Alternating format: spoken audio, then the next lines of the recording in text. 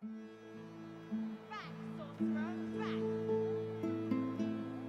don't want to go to Fort Joy with the smelly lizards. Come on, lives are at stake.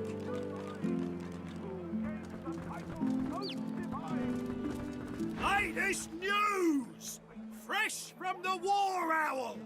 Hear all about it! Many a latest, my friend. The war, the bishop, the queen. What tickles your fancy? Ain't looking too good for them lizards. Word is, the Divine Order's gonna hit the ancient empire and hit it hard. You remember what happened to the elves, don't ya? Ain't no one left standing when you treat them to death fog.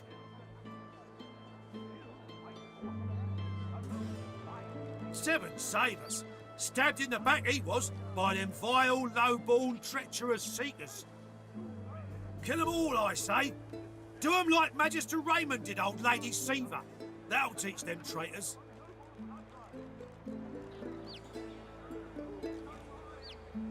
I mean, they doomed us all, didn't they? The son of the Divine is dead. Gone. Who'll save us now? Jolly Justinia, Queen of the Dwarves. Ha! Scourge, more like. Here's 20 or so noble gentlemen.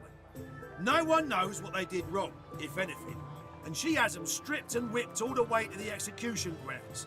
Didn't even give them the dignity of the sword, no sir. Had them all hung. Real slow like.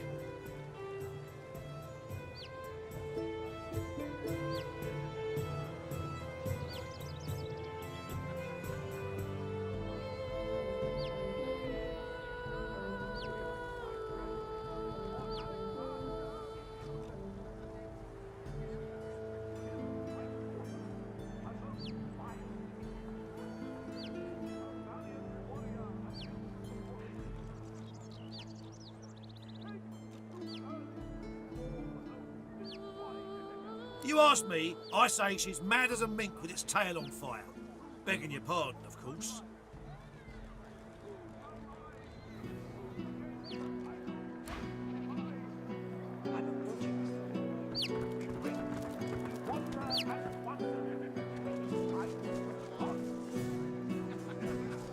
Magister's dropping left and right. Can't say I'm shedding any tears.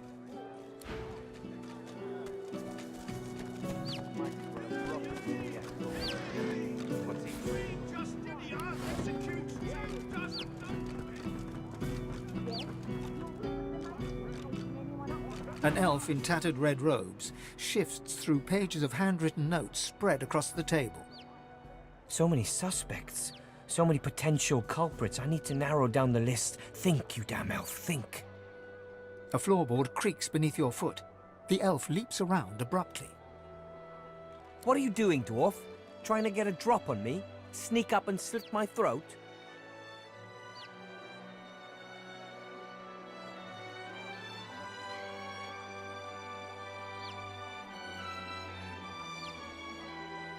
Can't trust anyone, especially the likes of you, and especially what's been going on. Seven, preserve me. Are you entirely ignorant, dwarf? My own Magister comrades are vanishing from right here in Driftwood. Whoever's behind it must be stopped. If you hear anything, come to me. 3 Magisters vanished so far, all within Driftwood. My comrades believe some tinkerer named Higba is behind it all. But they're wrong, I'm certain of it. That's what I'm intent on finding out. This tavern is full of scum and degenerates. The true culprit could easily conceal themselves amongst them. I have to keep investigating, keep the pressure up. The culprit will make a mistake eventually. If you see anything suspicious, let me know.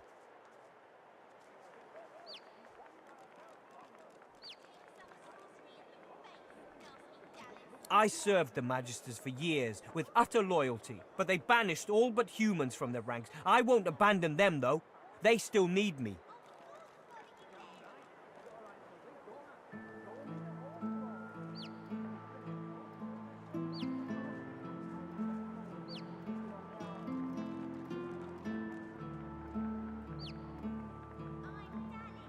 What? I serve with utter loyalty now and forever. Now get away from me and don't come back unless you have information I can use.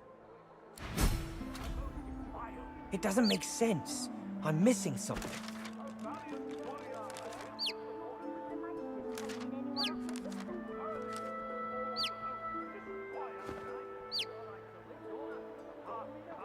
It doesn't make sense. I'm missing something. Who shall rise? Who gains the title most divine? We wait, we wander and wonder. Pretty good, ain't he? Bet he'd even write a poem for you if you sidled up all nice like.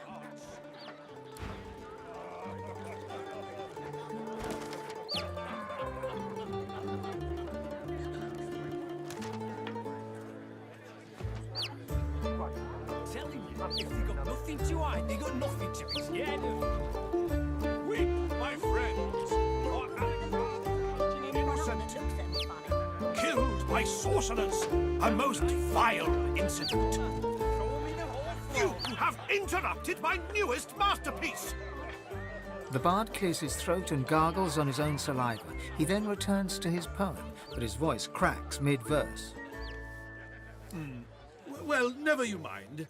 Every sonnet I compose is a masterpiece, and my muse has been begging me to write something new.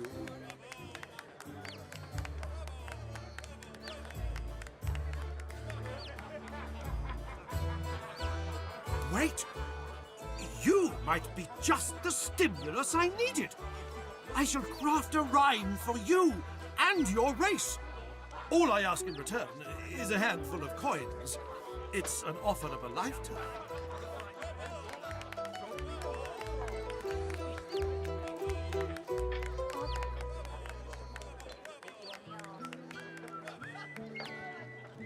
Fame, notoriety, neither, or both? The thing about a good poem is that it wiggles into the ear. People think it's just a catchy rhyme, but it changes minds and hearts, for good and for ill. Normally I'd argue with you, but you do have a certain look about you. Very well. But if I am to write a first-rate work, you must face some difficult questions. Are you prepared to answer? He stares at you for a few torturing moments. Interesting. Most fellow dwarves prefer drinking chants to the fine art I offer. But I see it. The redness of your nose, the lilt of your gait. Drink can get the better of you, yes?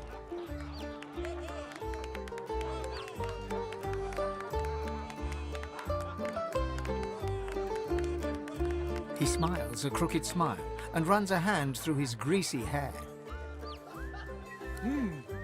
Not that I could judge a dwarf for his drinking habits. After all, the kingdom is a shadow of its former self. Who is to blame for its collapse?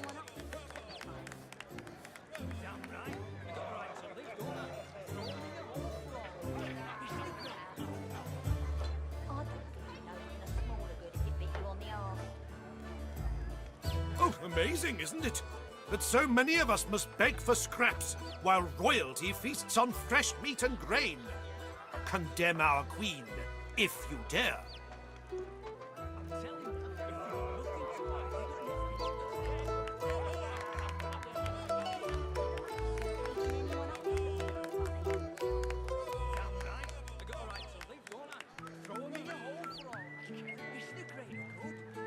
The bard hems and haws, then bellows his next words to anyone who might hear. To all lovers of verse, I bring glorious news. I have completed another modern classic. Listen now, and bask in its resounding refrain. Praise a class, and praise the dwarven race, who'd let nary a drop go to waste. A sip of rum, a frothy pint of ale, and then a flask of whiskey for the trail. Pride was lost as humankind progressed. Dwarven voices silenced, hope suppressed. queen hides within her gilded manor and dares to wave her tattered, tarnished banner.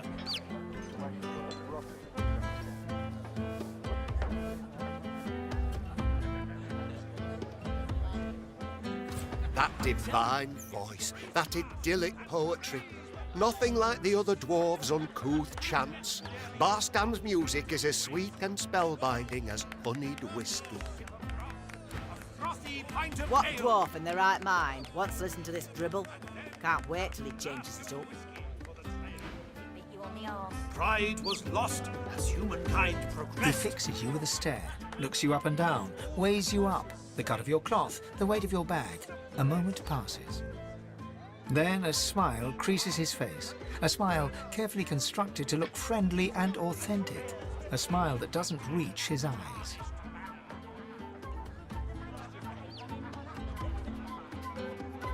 Greetings, stranger. Looking to ease the pain of a decaying world? You're in the right place. Beers are ordered at the bar, but can I interest you in a nourishing bowl of stew? He purses his lips. His fingers drum a pattern on his elbow as he assesses you.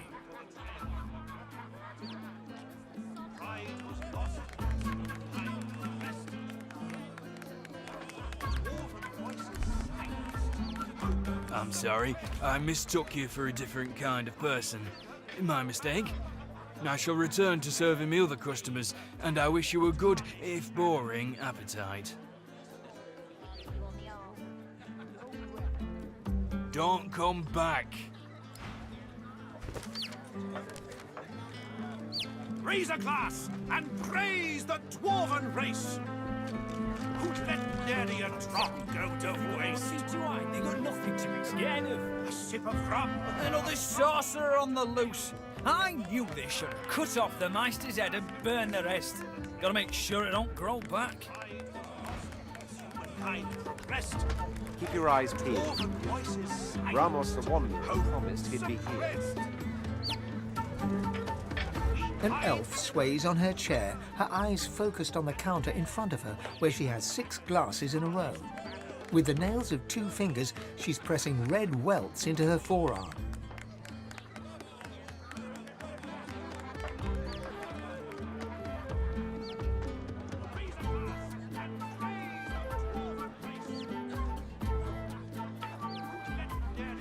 She slides one of the drinks towards you, her head bobbling heavily on her neck as she nods at the sparkling ale. And that.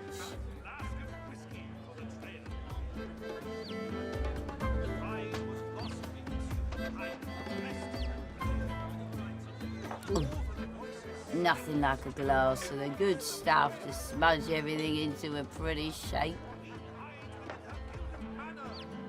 She slides another glass of ale toward you. Its contents sparkle in the dim bar light. Bottoms up.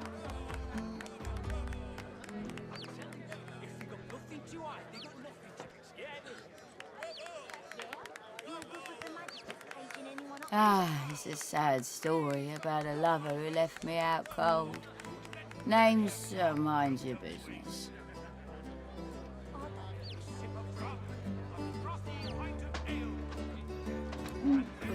Cheers to you, me, and Her gaze swivels around the room. Damien's dull knife. This place is horrible. Never mind. Cheers to you, me, and me again.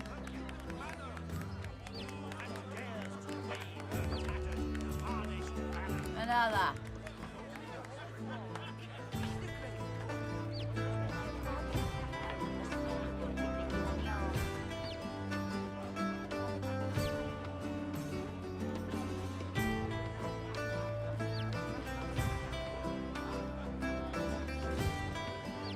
What do you mean?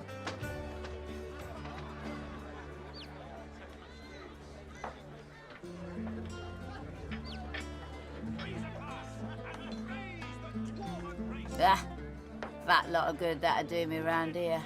Poor dwarfies. Had your share of trouble here, I bet. So, to you, and your dwarf ma and your dwarf pa and all the rest.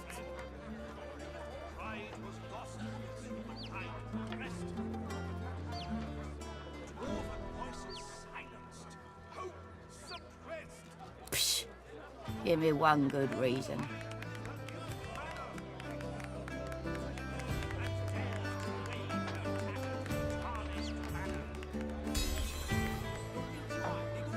She dumps a heavy arm around your shoulder and pulls you in close, her breath hot and sour in your face. Look at this. This is my story. She shows you the two swollen, angry red welts on the underside of her arm. She slaps them without finesse, making herself wince, and stares at you intensely.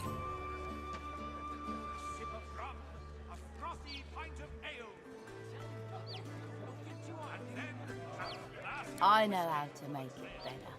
I can fix it, all of it. I'll tell you.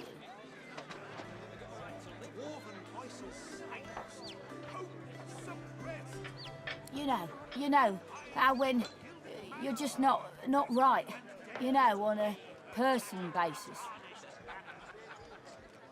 She jerks her arm away from you and gazes lovingly at the welts. She doesn't look up as she speaks. There's this woman. I'm not crazy. And if she kisses you, she can change you. She's downstairs. And now I'm different.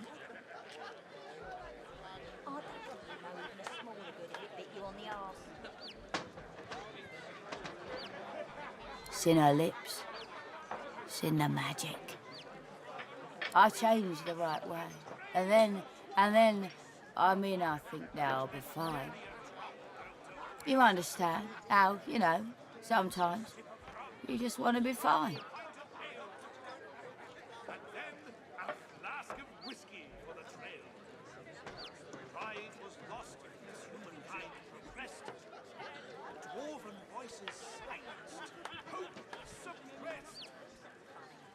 Hey, Rudy, this guy says he's doing fine. Ah, what a sap. Not all of us are so lucky. Excuse me.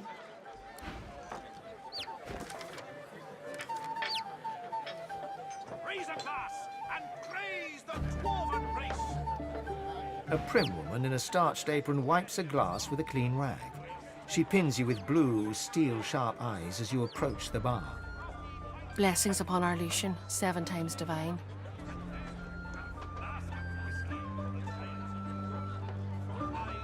Blessings before imbibing in this establishment.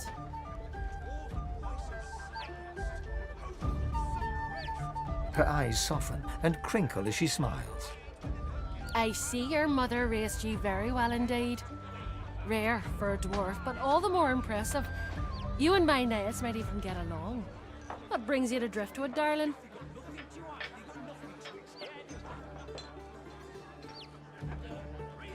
Yes, that's a fine physician indeed. That's my boy. Some say all a growing child needs is food and sunshine.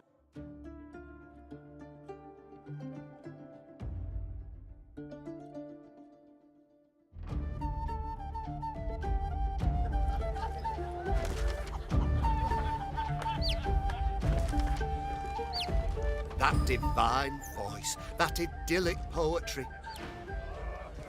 You must be delighted by my newest ode. Oh, soon, bards throughout Rivellon will sing it.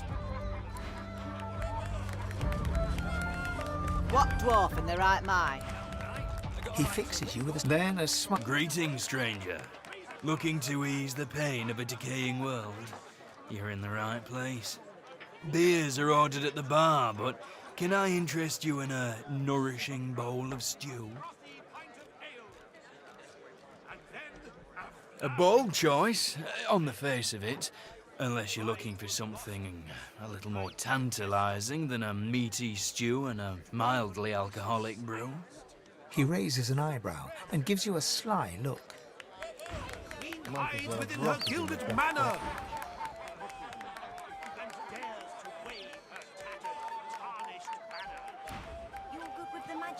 Staging anyone up that Arguing with Mac is like giving medicine to the dead. He's as stubborn as a corpse and smells the part to boot. No wonder Papa Thrash gives him the stink any time he tries to go downstairs. Another sorcerer on the loose. I knew this should. Keep your eyes peeled. Ramos the Wanderer promised he'd be here. An elf, she slides. And the hatch.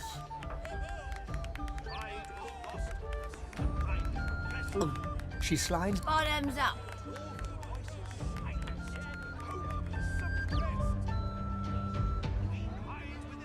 Ah, it's a sad story about a lover in Her gaze. Damien's another.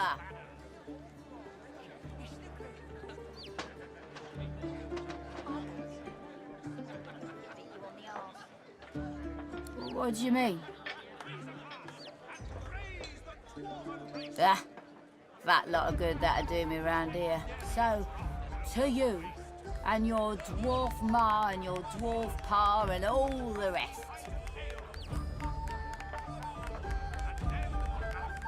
Psh, give me one good reason. She dumps her. Look it. She shows you. I know how to make it better. I can fix it, all of it. I'll tell you. You know, how when you're just not. She jerks her up. There's her. She's downstairs. And now I'm different. It's in her lips. I changed the right way. And then, you understand how, sometimes you just want to be fine. Hey, not all. Excuse me.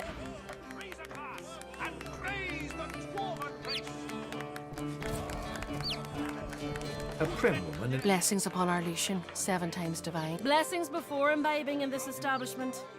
her eyes soft. I see your mother raised you very well indeed. Rare for a dwarf, but all the more impressive. You and my Neds might even get along. What brings you to Driftwood, darling?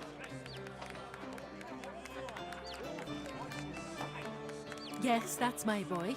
Did you know him? Finest physician in all of Reaper's Coast. Top of his class. My, but it's been too long since I've seen him.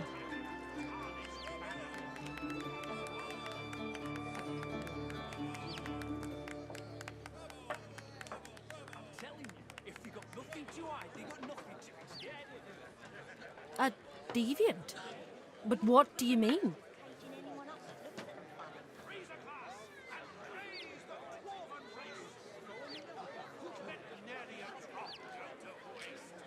Tell me what ye saw.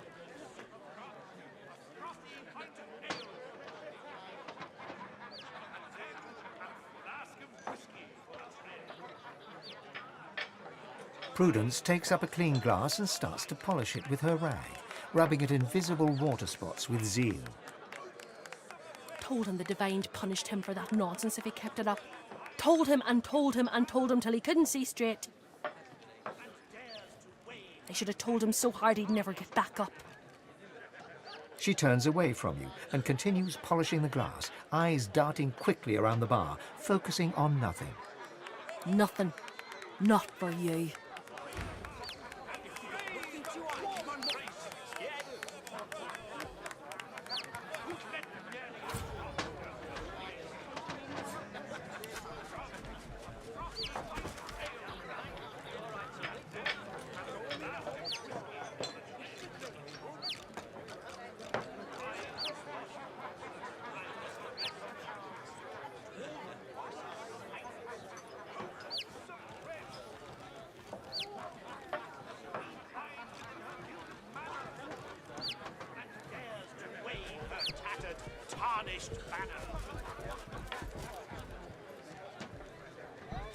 She nods an uninterested greeting. Here for the fight?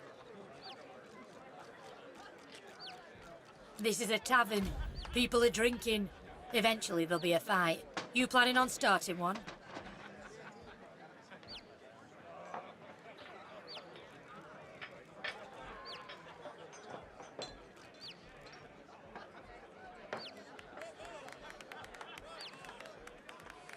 Buy me a drink and I'll think about it.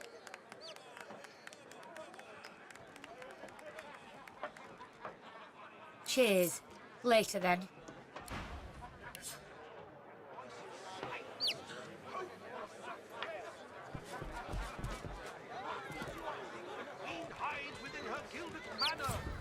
Ah, finally. Your colleague over there is absolutely useless. I'll have a bowl of the house stew, if you please.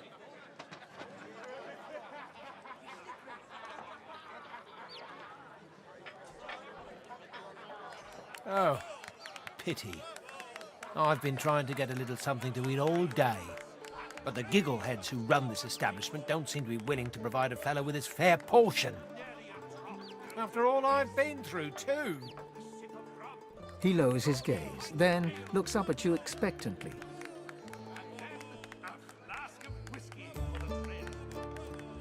His lip trembles dramatically. It's my mentor. My dear mentor. He was killed by those void beasts. I told him we ought not to travel in the hills, but would he listen? No. Now here I sit, my closest companion gone, our precious cargo worth more than Lucian's right ring, lost to the beast-infested wilds. And the waiter won't even bring me any stew.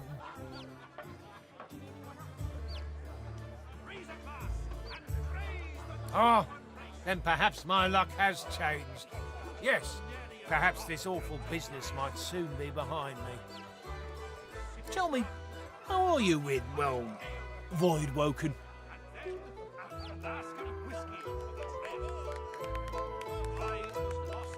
Ah, terrific news. Then what I ask will be little more than a trifling.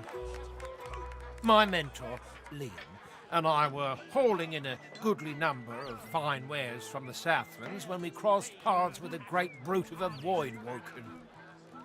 It made short work of Liam, may the gods rest his soul.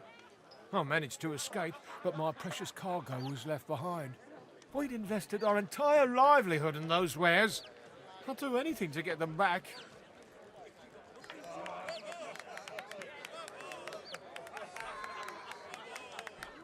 Of course. Of course. We'll, discuss the specifics once you've returned. Now, give me your map. I'll show you just where to look. I doubt those beasts out there have any use of such a cargo. I can't tell you how thoroughly you've made my day. Good luck.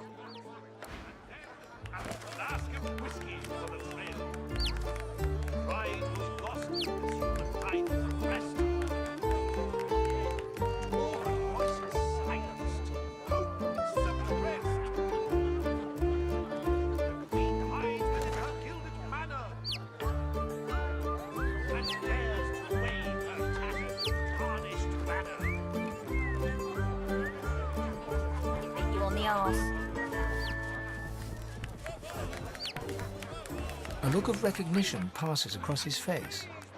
What'll it be?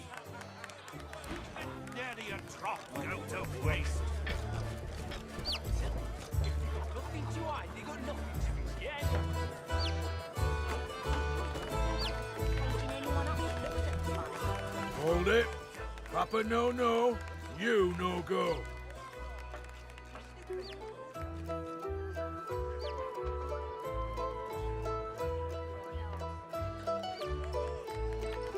He grins, unpleasantly. Loha didn't tell me to let anyone of your description in, so why should I?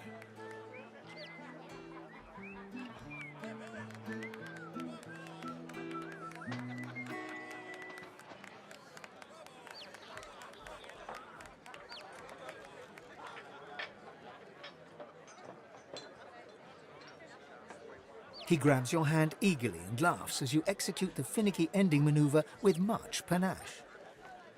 You're the right sort for downstairs and no mistake. On you go, on in. Yeah? You all good with the magisters caging anyone up that looks at the funny? Damn right. All right, Sully, don't I? Throw him in a hole for all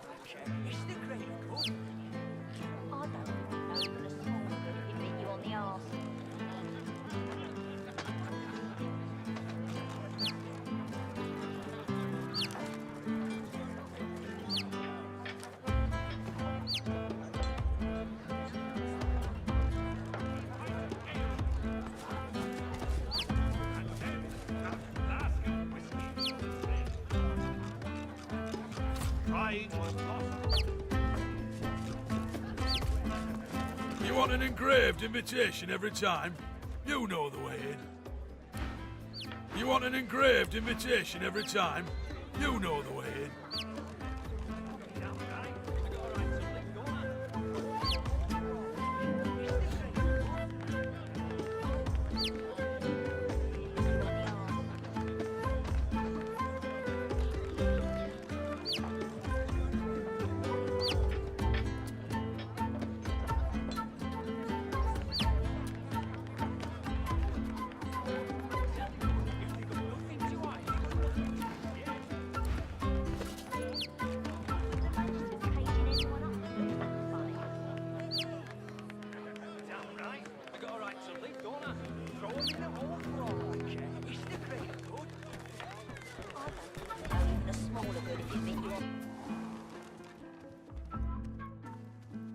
Curiosity kills the cat, or gets it sent to Fort Joy.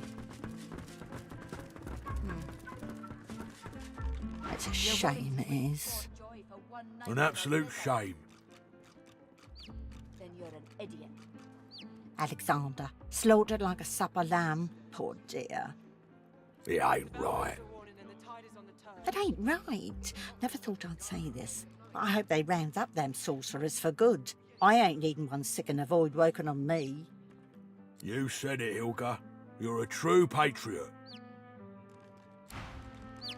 Hilga jabbers excitedly with Brax, but the two go quiet as you approach. Curiosity kills the cat, or gets it sent to Fort Joy. You're willing to risk a life with a lizard. Then you're an idiot. You've got to pick who you can trust. What do you want, fish face? You got that right, Hilga. You got that right. And I'm saying you can trust me. I can see a sorcerer from a mile Good. away. Keep it that way. And Before can't you be too go, careful. help us settle an argument. If I can get Alexander, I can get any of us. Thatcher here is one of my dearest friends, but she isn't the brightest. Thatcher grins hello. Our mate Boris got posted to Fort Joy for consorting with lizards, and Thatcher here still fancies a turn around the park with Loverick's lizard. I say she'd be sleeping with the enemy. What say you?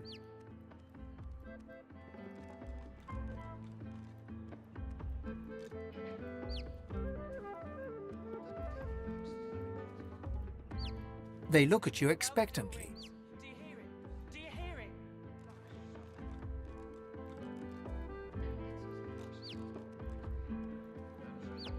Thatcher looks victorious. Eden looks annoyed. You're as bad as she is. Get lost then, you're no use to me. Eden turns back to her drink. Thatcher smiles goodbye. Curiosity kills the cat, or gets it sent to Fort She Joy. tips you a wink, then turns away.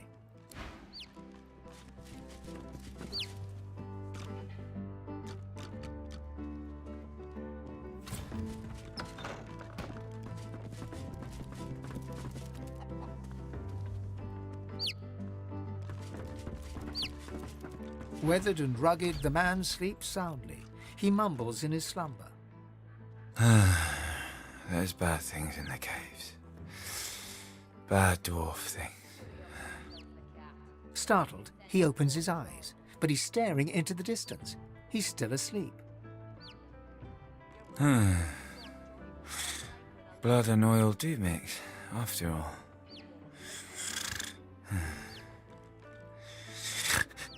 Startled, he opens his eyes, but he's staring into the distance. He's still asleep. The island is ruined and doesn't have a name. Don't go there. His eyes flicker open, but he looks like he's still asleep.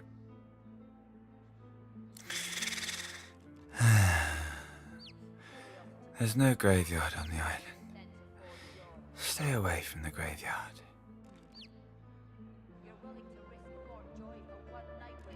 His eyes flick wide open, but he's clearly asleep. Sawdust and wolves, Mother. Sawdust and wolves. His eyes flicker open, but he looks like he's still asleep.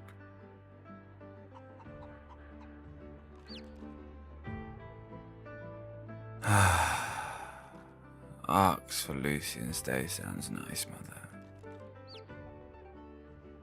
His eyes open, but he doesn't see you.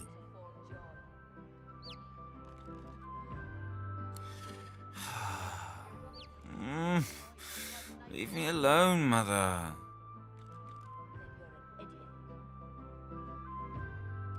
His eyes flicker open, but he looks like he's still asleep.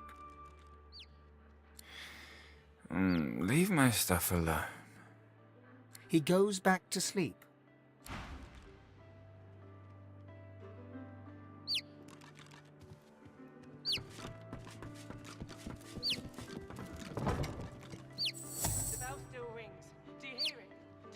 Curiosity kills the cat, or gets it sent to Fort Joy.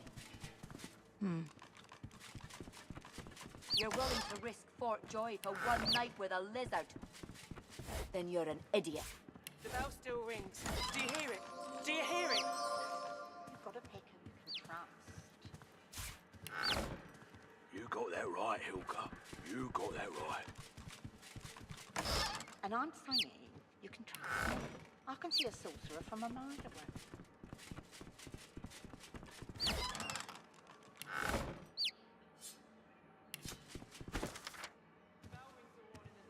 Curiosity kills the cat, or gets it sent to Fort Joy.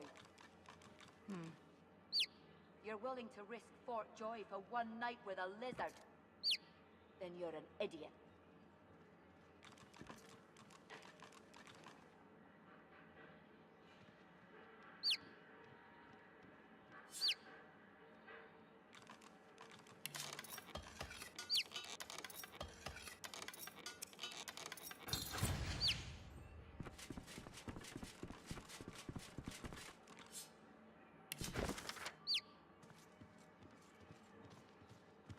Curiosity kills the cat, or gets it sent to Fort Joy. You're willing to risk Fort Joy for one night with a lizard? Then you're an idiot. It's as lush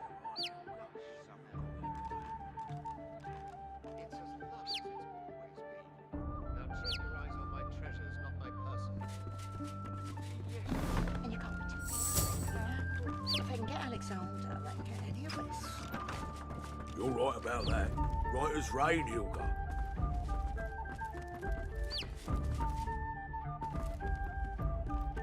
Curiosity kills the cat, or gets it sent to Fort Joy. A weathered woman in a dirty sea captain's tunic babbles breathlessly to herself. The bell rings a warning and the tide is on the turn. And I without my compass. The ship is in the locker, on the bottom in the rocky shallows, and all are drowned but me.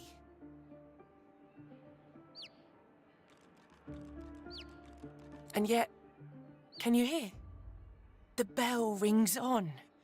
The bell haunts me yet, and it would drive me mad.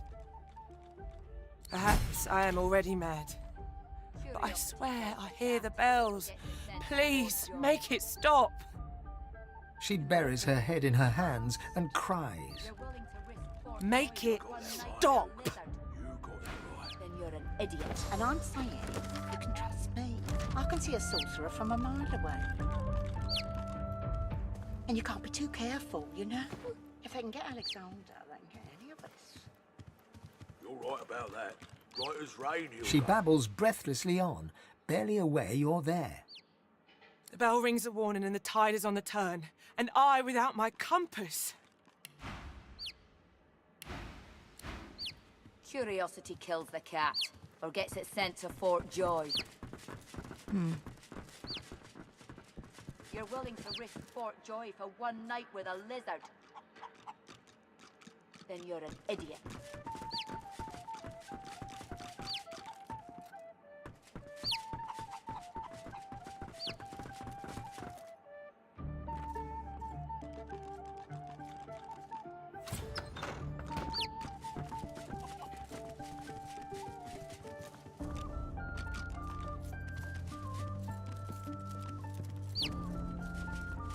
As you approach the silken-robed noble, Ifan does a double-take and laughs in recognition. He pulls you to one side. I know this man, and he's not at all what he seems. A moment. Ivan bounds forward and embraces the man, all effusive greetings. As they part, talking animatedly, the man's beard slips sideways down his face. He's wearing a disguise.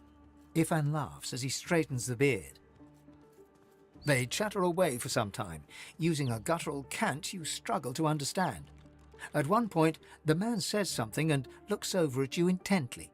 Ivan waves his hand and laughs.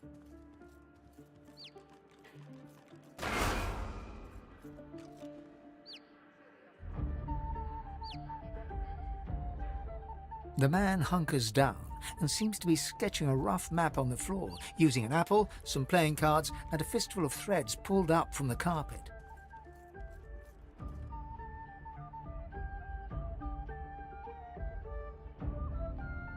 Ivan claps the man on the back and turns to leave. Well, now we know the way to the sawmill. And we know Roos thinks I'm bringing you there as part of the Godwoken contract.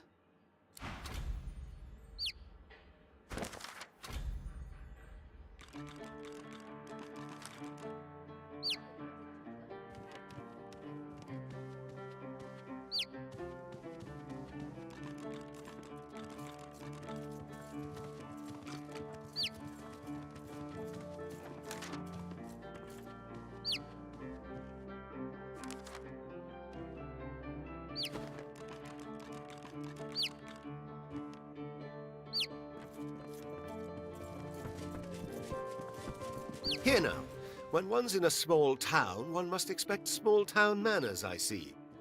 Have you a reason for barging into my room, sir?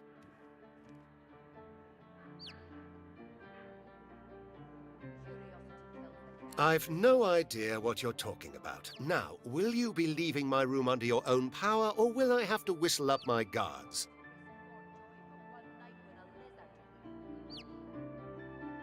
No harm done, I suppose. Though why I pay good money for these so-called bodyguards is another question entirely. Still, I may as well introduce myself. Baron Levere, at your service. Travels, you say? And why would you assume I'm a traveling man?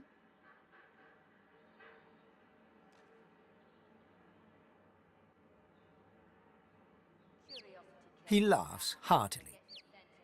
Of all things, I wouldn't have thought my accent would give me away, but you're quite right, of course. I am traveling, yes, to Arx. Lucian's Day will be upon us soon, a celebration no man with a heart that is both as pious and mercantile as mine should miss.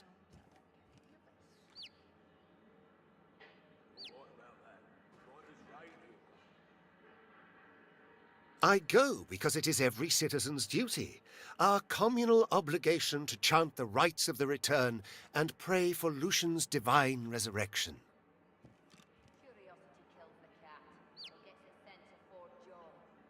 That said, I do have more secular motivations as well. Arx positively overflows with pilgrims during the festival, pilgrims and their purses. As a merchant, it is quite my favorite day of the year. I'm a wealthy man, and wealthy men need protection, especially if they accompany their wealth. The merchant's burden, you see, he must escort his merchandise, always. Music to my ears. A happy accident after all, you're barging into my room. If there's anything else you need, know you're always welcome. And I'm saying, you can trust me. I can see a sorcerer from a mile away. Joy for one night with a And you can't be lizard. too careful, you know? If I can get Alexander, you're an I can idiot. get any of us. You're right about that. Right as rain, Hilka.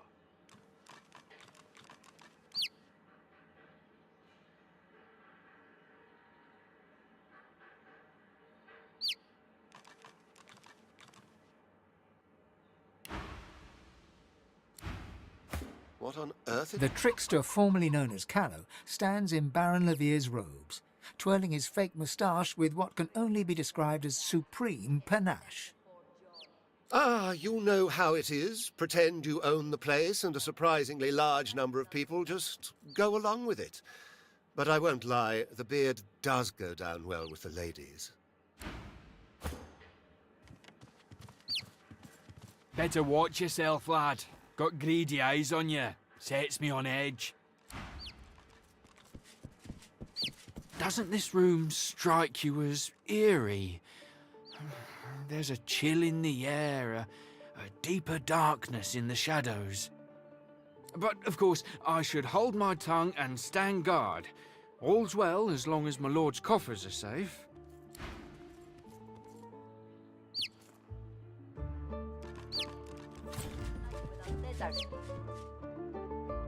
Then you're an idiot. You've got to pick who you can trust. You got that right, Helga. You got that right. And I'm saying you can trust me. I can see a sorcerer from a mile.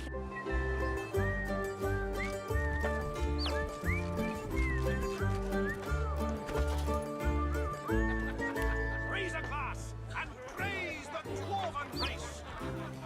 Who'd let Nerian's rock go to waste? A sip of rum, a frothy pint of ale, and then a flask of whiskey for the trail.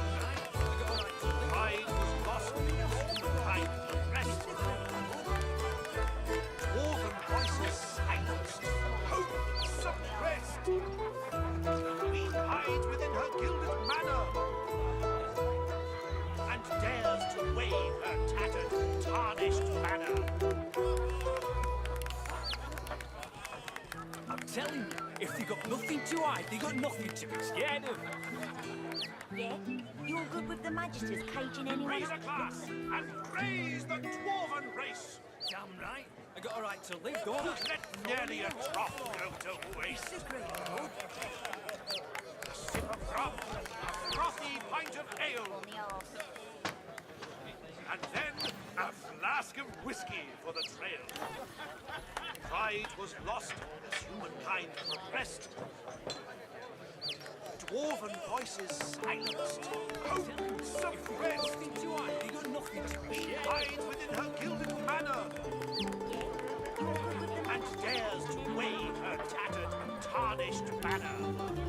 Damn right. I got a right to live, don't I? Throw them in a hole for all I care. It's the great good. I don't think you'd know even a smaller good if he bit you on the arse.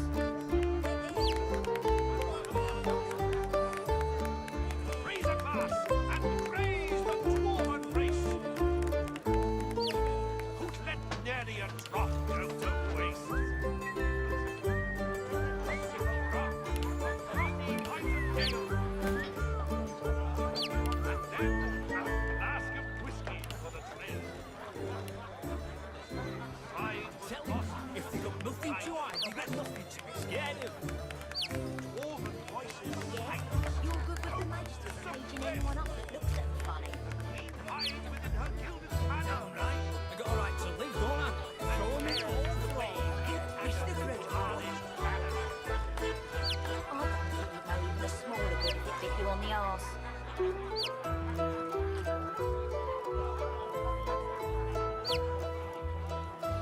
Raise a glass and praise the dwarven race. Who'd let Nerian drop If they got nothing to hide, they got nothing to be scared of. sip of rum, a frothy pint of ale, Good with the magisters caging anyone up that looks at and them. then a flask of whiskey for the trail. Damn right.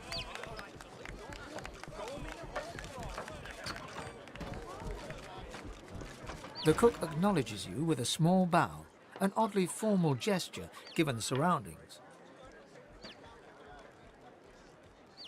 Please, sir, you should not be back here. It's not safe. Sharp knives, boiling liquids, short tempers. Don't underestimate the dangers here. Now, please, I must insist. You should speak to Loverick if you want food.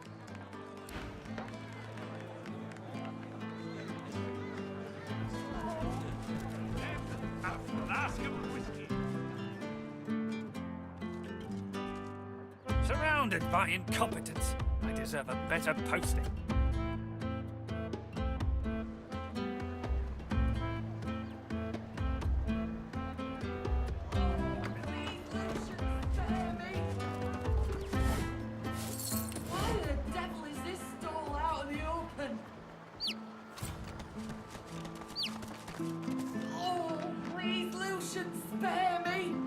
Her munificence Dallis the Hammer, scourge of the Voidwoken and saviour of the sorcerers, upon the advice of her most sage council, in her capacity as the titular head of our beloved Lucian's divine order, hereby layeth bounty upon the fell sorcerer murderers of Alexander, Bishop Divine. She, or he, or it, who slayeth said sorcerers, or other sorcerers, with malice or without, may count upon the hammer's most benign and just benevolence.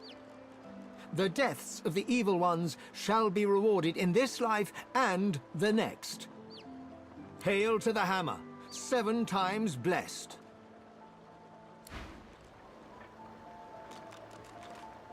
The poster flutters lightly in the breeze. It proved to be child's play to outwit her. No doubt it'll be child's play to cut her down. Slipped her noose in Fort Joy. I'm not too worried about slipping it again. No news here. Everyone wants a piece of me. Looks like we're on the wanted list. I feel so special. Occupied! Oh, unholy hells! Do I sound like I'm all right? It's what I get. Bloody tainted stew. Makes a little fish into some of my stew. Bloody mackerel must have been tainted. Save me, Lucian. Leave me. What was in that blood? I'll stay out of there, thanks.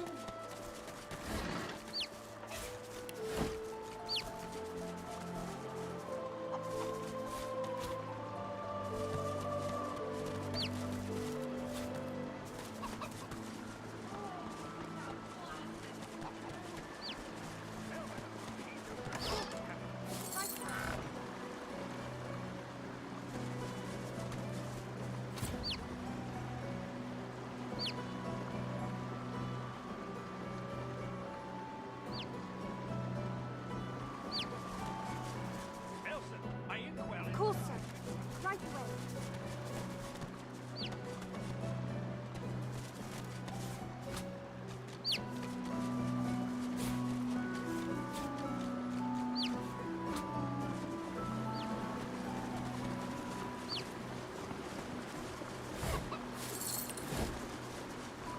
What's this? I found something. Well, ain't you a tall drink of tallness? What can I do for you, honey? She fluffs them and coos. You're so very, very sweet to notice, honey. Ain't easy keeping him so nice in a dusty town like this. But I do take pride in him. Sure, why not? Not all of them hatch, you know. And between you and me, honey, I don't mind the taste of an omelette now and again. Go on and scoot then, honey. What do you want? Can't you see I'm busy?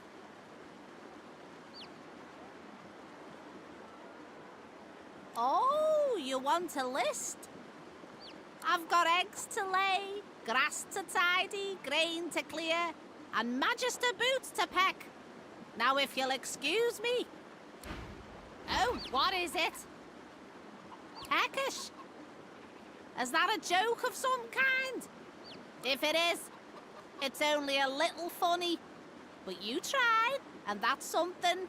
So here, take an egg for your effort.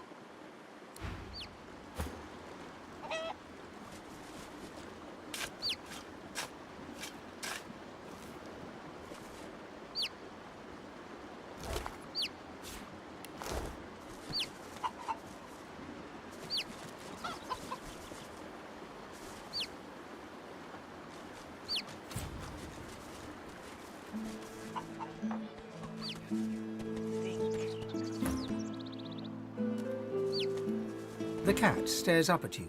Its midnight black pupils are too prominent for you to discern the colour of its glazed eyes.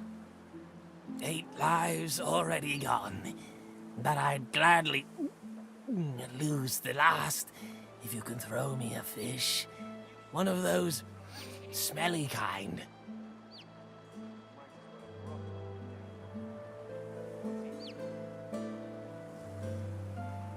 But I need 'em. So yummy. They taste like shadows and spoiled cream and turn the air dark.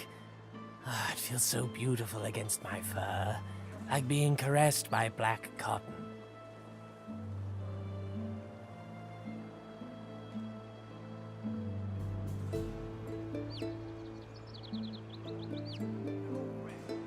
The cat lifts his head and yowls, then focuses on his mutated meal.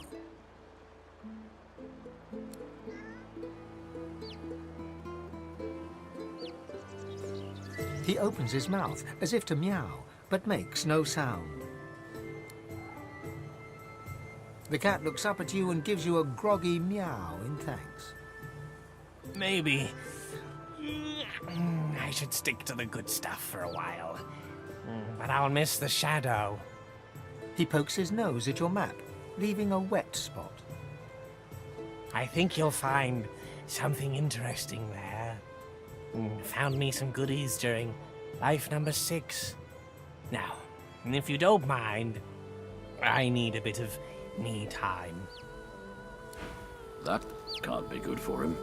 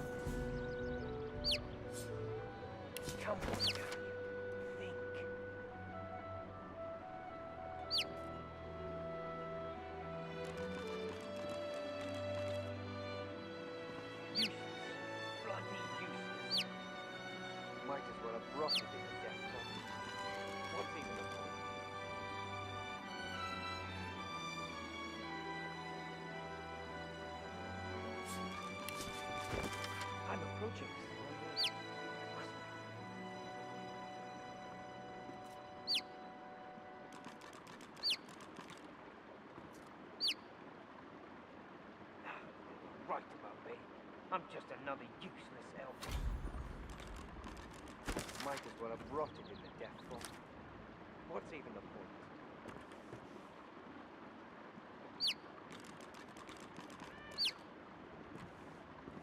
You can figure this out.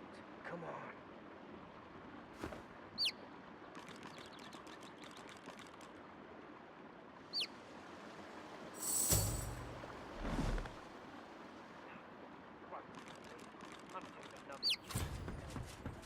The dwarf is unnaturally still. You might mistake her for a corpse, were it not for a slight twitch of her eyelids. She calmly opens her left eye, then her right. What do you want?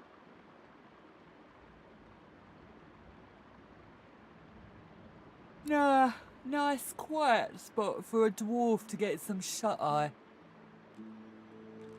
Cobwebs, I reckon.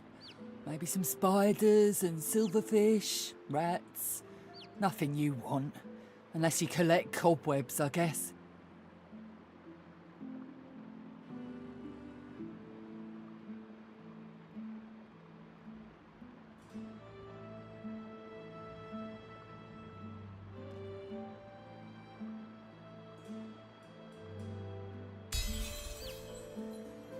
The dwarf unfolds her arms and shoots to her feet.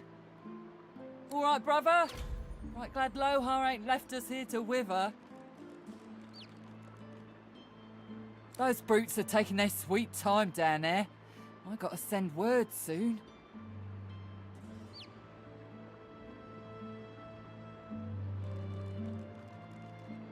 Who knows? Anything that gives away what Mordus has been up to.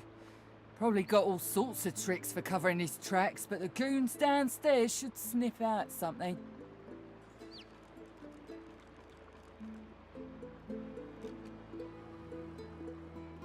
That weird priest's been hanging around Lohar for ages. Now he's vanished. Poof. Those half-wits below will know more. Get to it then. But tell the lunkheads that Glenn has sent you before they bash your brains in. Down the hatch then.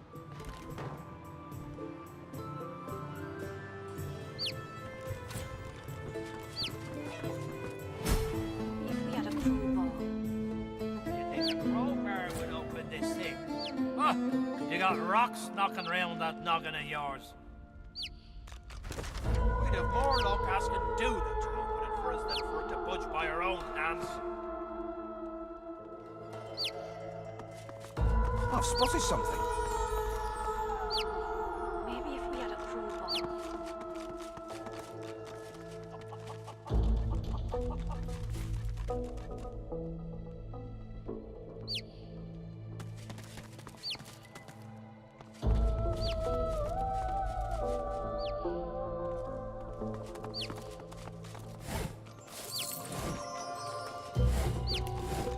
Maybe if we had a crowbar.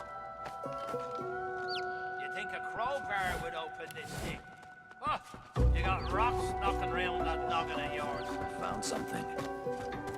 We'd have more luck asking Duda to open it for us than for it to budge by our own hands.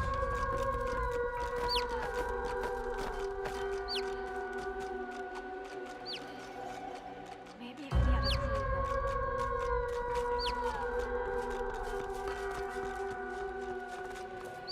A skull?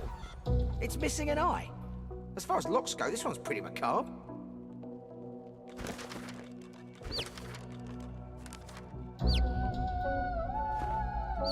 A skull? It's missing an eye. As far as looks go, this one's pretty macabre. Oh, you got rocks knocking around that noggin of yours. We'd have more luck asking Duda to open it for us than for it to budge by our own hands. Finally! By Duna's dagger. You here to free us or kill us?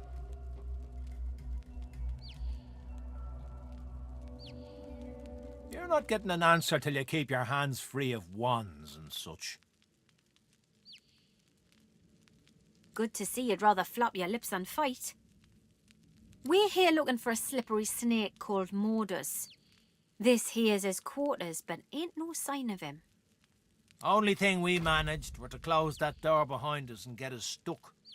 Supposed to be another door out there, but never could find it.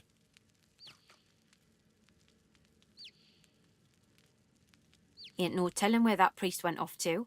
Started acting all funny not so long ago, then flew the coop.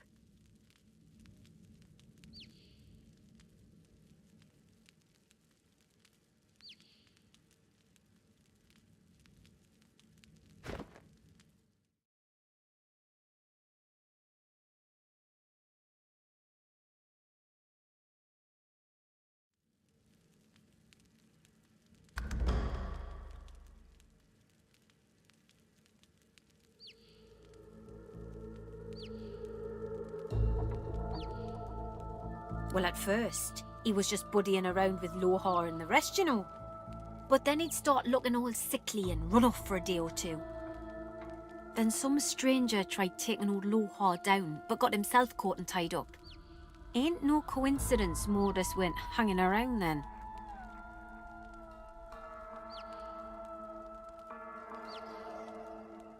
She taps a finger against her forehead. A woman knows things. Nothing's getting past me. Best we head off then. We've got business to attend to.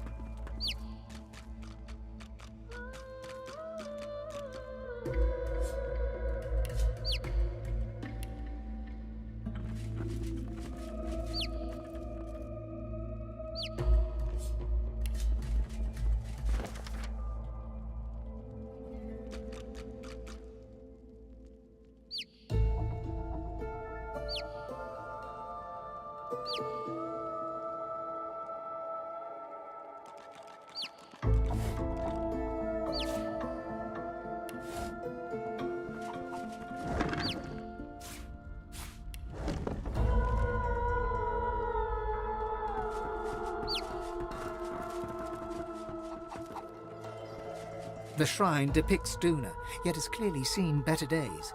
Scratches and fissures deface its exterior, and its eyes have been gouged hollow. You run your hands along the exterior until your fingers graze a button.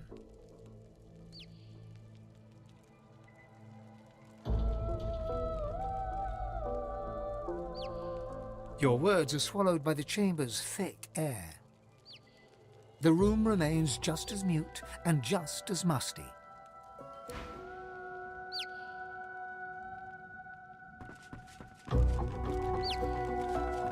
Careful, I'll spot a trap. Well, this won't do. If I can get stuck, then I can get unstuck.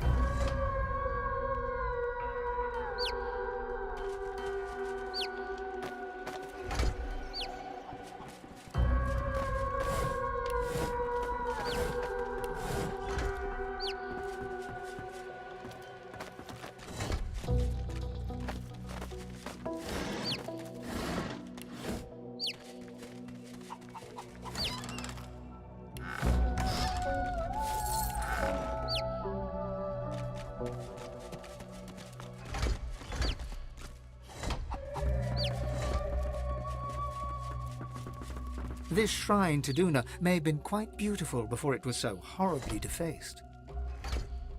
The stone is cold against your palm. If your god once inhabited this effigy, it abandoned it long ago. There's no mistaking the sound of stone chafing stone. The entrance to the chamber grinds open, filling your lungs with slightly less stale air.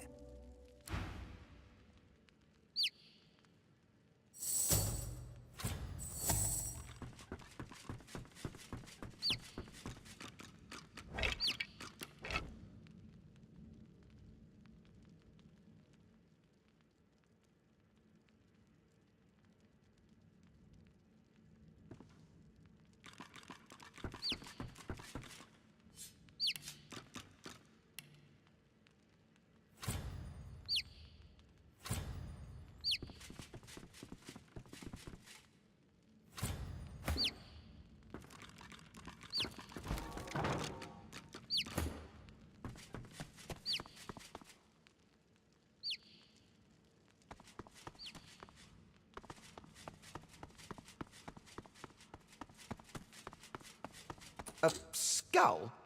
It's missing an eye. As far as locks go, this one's pretty macabre.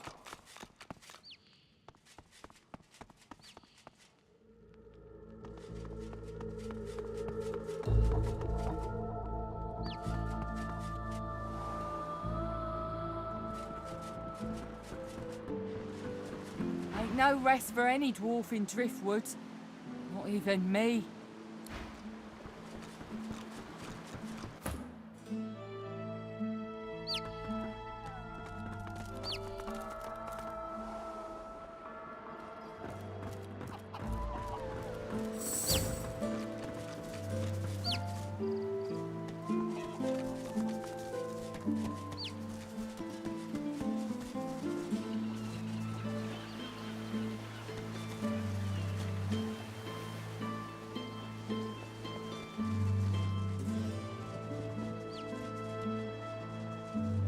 One more time.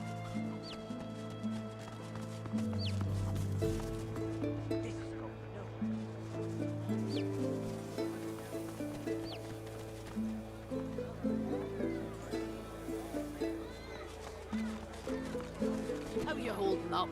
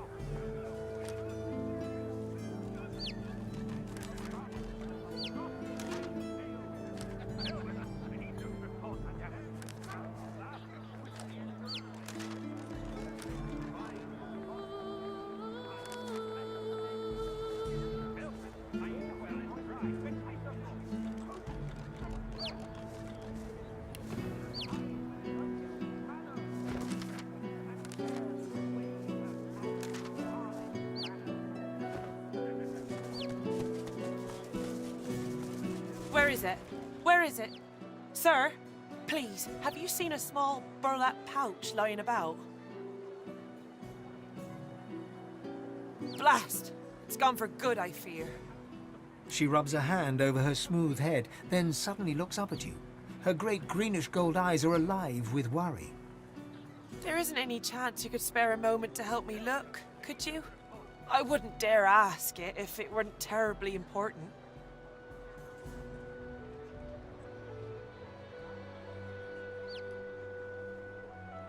Tears star her eyelashes, and she begins to weep. She takes your hand.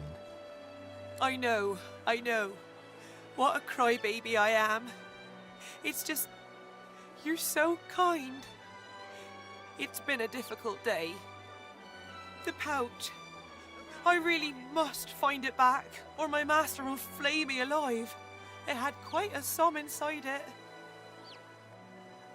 Magister Raymond, he bade me take the coins to purchase supplies for his journey, but I dropped it along the way. He's sure to think I stole it. She tilts her head back and blinks back tears. I'd never do such a thing. Never.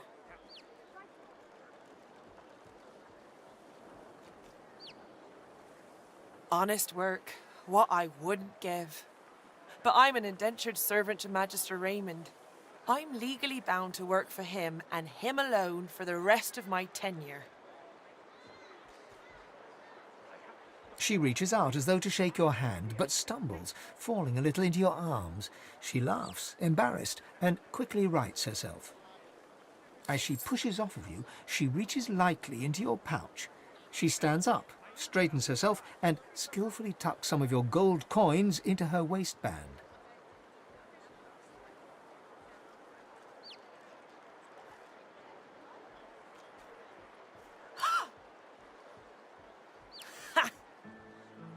Lucian's legs. No one's ever felt me lift him off him. You're good.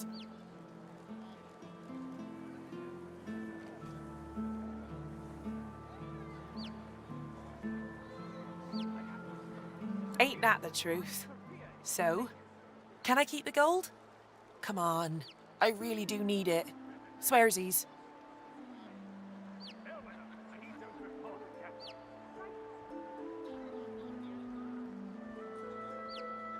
Fine, take it. Sorry, or whatever.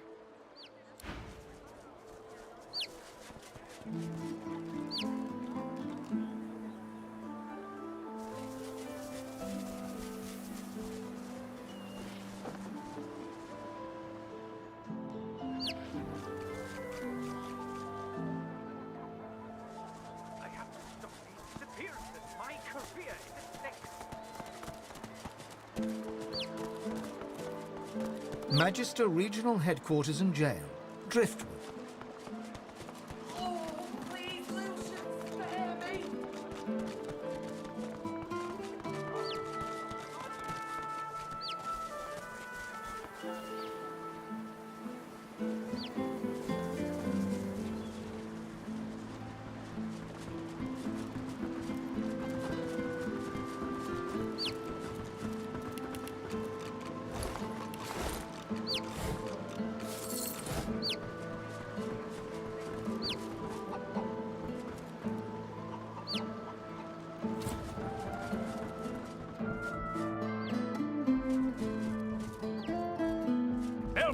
I need those reports down. The Magister startles, realizing there's a stranger in his midst.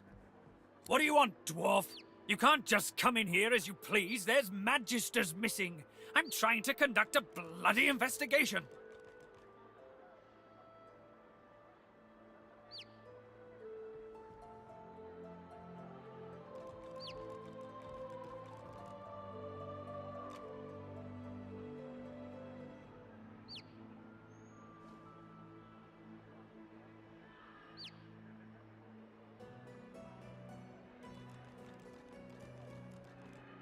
Well, mind your bloody step in future. I've an investigation to carry out, and I don't need any more distractions.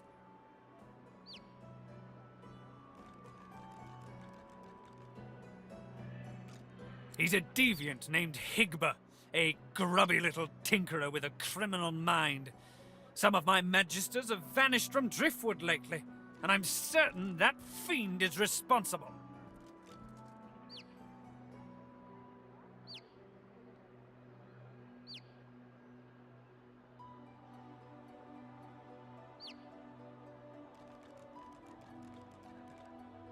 The fiend's greed gave him away. He was peddling items that belonged to those missing from our ranks. He saw my men before they could seize him and fled.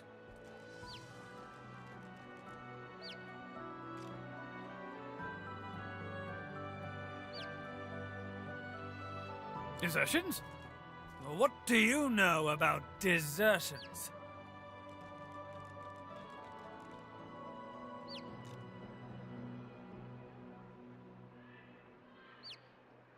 This miserable town has too many gossip mongers. But they're right, we have had some desertions of late. The veterans disgruntled with the new leadership.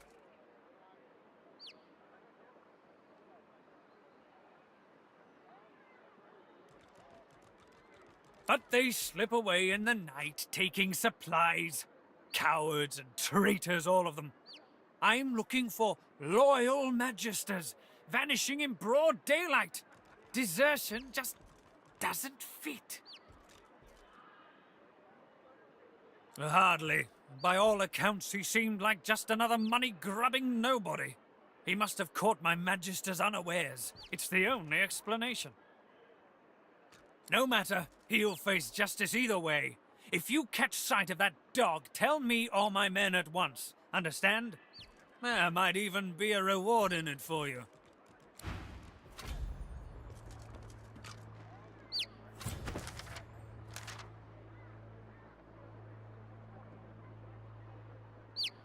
Belson, my inkwell is dry. The Magister's jaw is tightly clenched as he stares out of the window. He senses you. What?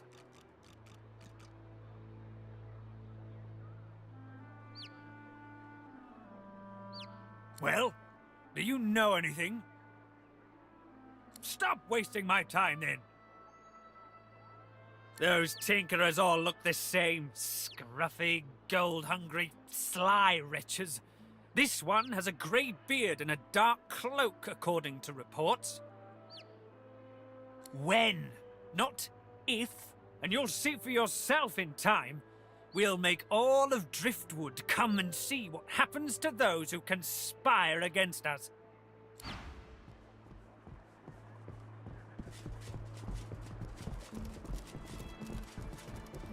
I'm watching you, stranger.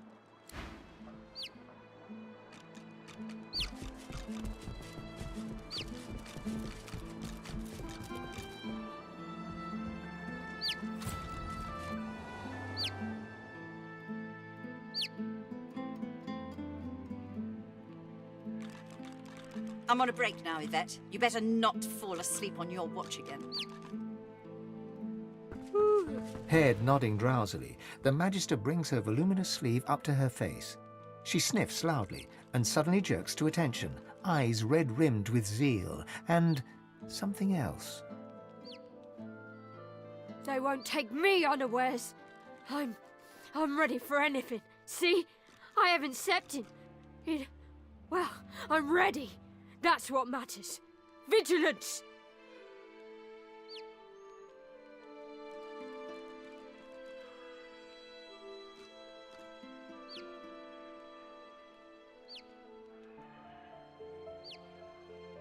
Why, whoever's snatching magisters off the street and disappearing them? 6 lost in a week. 6! Need to be ready. Ready! Ready! Ready to protect! Waving you away, she cranes her neck to scan all around her, jaw clenched and eyes flickering. Oh, great, a citizen. Can't you see I'm on a break here?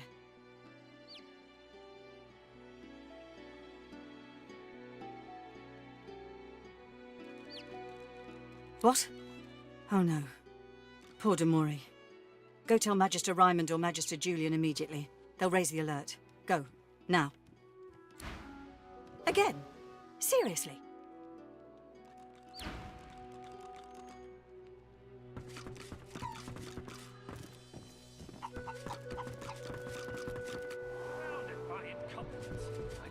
Better post it.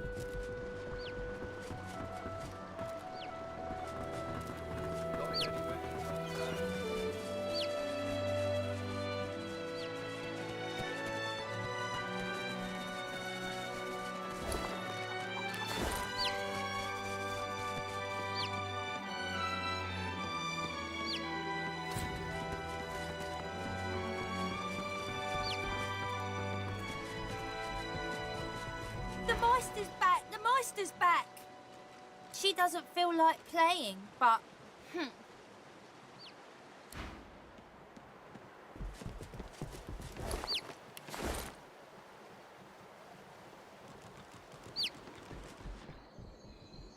The Meister sits slumped in a chair, looking around the room as she works her shoulder with one hand. It looks like it was dislocated by the gallows.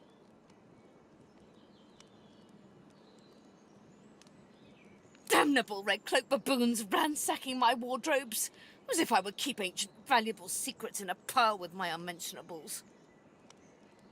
She takes a deep breath, and with a twist, a click, and a screech of pain, she shoves her shoulder back into its socket. I swear by the seven, if we did not have more important matters to attend to. Reaching across the table, she pulls a bowl of hot water towards her and fishes some bandages, a needle and thread out of a box. She slowly starts to tend to her wounds.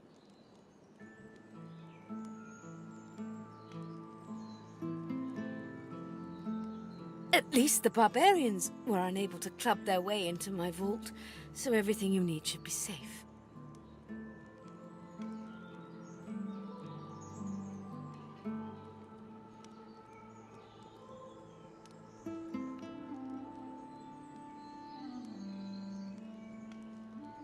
Apparently I had a claw in murdering their darling divine-in-waiting Alexander. The Meister wrenches the bandage, pulling the fabric tight against her wound. She winces before tying it off in a neat knot, but you can see the red stain already spreading across the fabric. Never mind that. That I was here the entire time. Apparently my cunning transcends time, space, and common sense.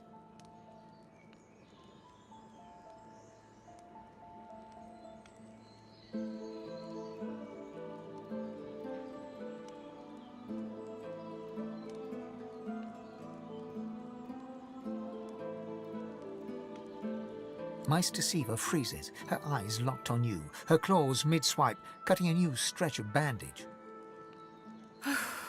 Why on earth should I have thought anything else? Not that I was sorry to hear about his death.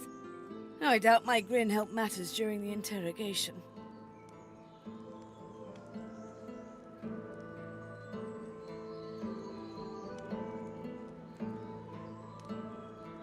It is not enough to be God-woken in order to ascend to divinity. There is a process. As she speaks, the Meister uncorks a vial of shimmering liquid, sauce. She lets a couple of drops fall on her hand, but instead of infusing with her body, they quickly evaporate on her scales. She stares at the empty spot on her palm for a long moment before turning back to you, continuing as if nothing had happened. A process by which God-woken may ascend. It begins with discovering your deepest self, delving into your own soul.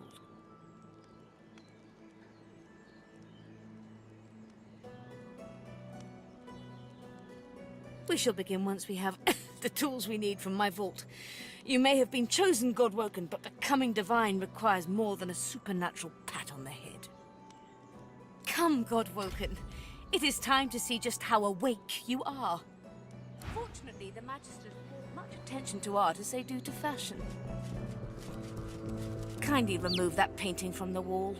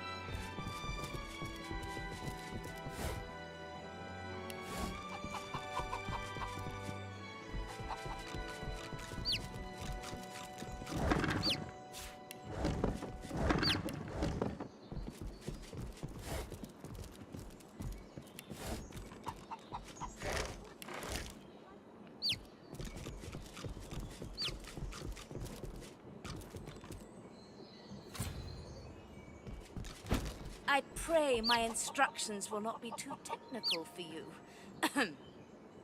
Push the button. Your talent for following simple instructions fills me with wonder and pride. Now, kindly go to the vault and enter the combination. I shall call it out as you go. A stone door lies flush with the floorboards. Etched whorls in the granite frame a delicate rotary dial. Gleaming under the dim light, the metallic dial almost seems to wink at you. Taking your time, you carefully enter the combination. The metallic sounds of the tumblers falling within the mechanism let you know you entered the code correctly.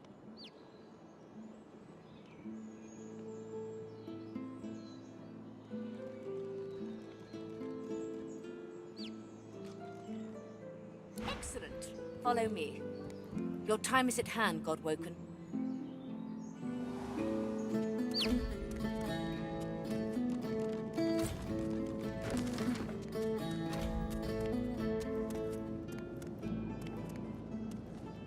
Feel free to look about while I catch my breath. Come speak to me when you wish to proceed. And try not to break anything in the meantime.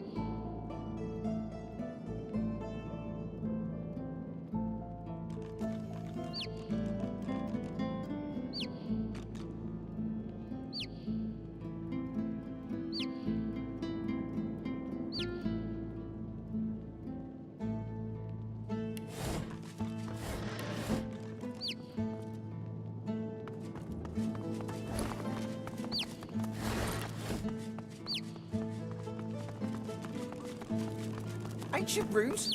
Weird contraptions? This place is an arcanist's dream.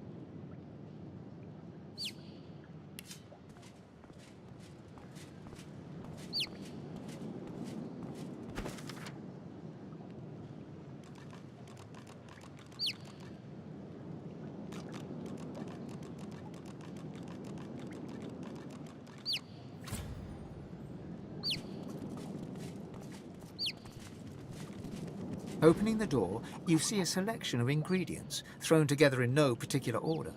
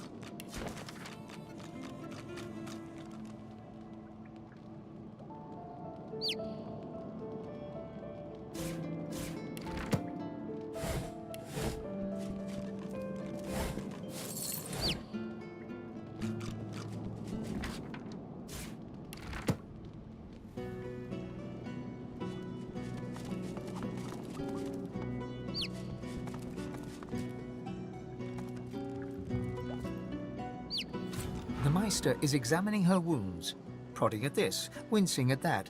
Her face seems grim as she turns to you. Do you know what it means to have the power of the divine, Godwoken?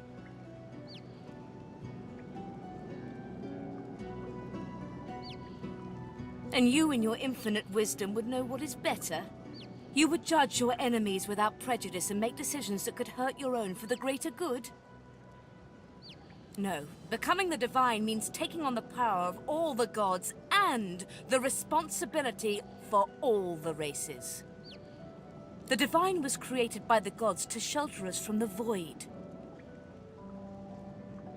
The divine cannot use his power for anything else.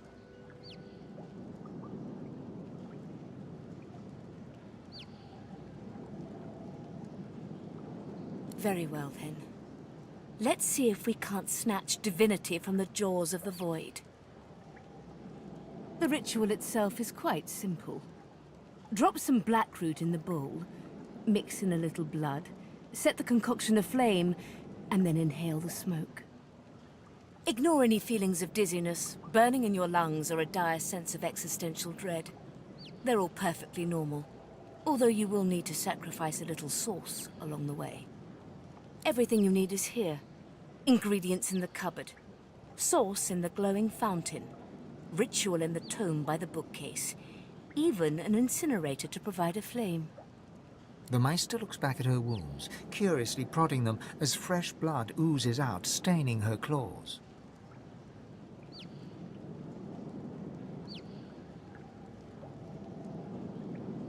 Quite. Mind you, being torn asunder by a Voidwoken would be even more inconvenient. So if you wouldn't mind... The Meister points sharply to the ingredients cupboard. Once, although not by a Godwoken.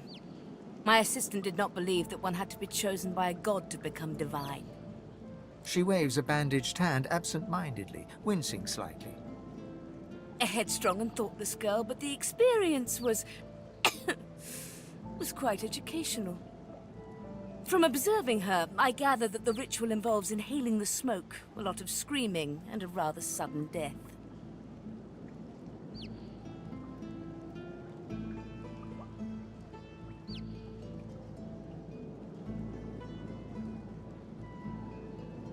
Well, certainly. It is not my place to police the stupidity of others. I have to admit I was curious. Imagine if it had been a success. Why, then anyone could have ascended. Even I... Alas, success was beyond her reach.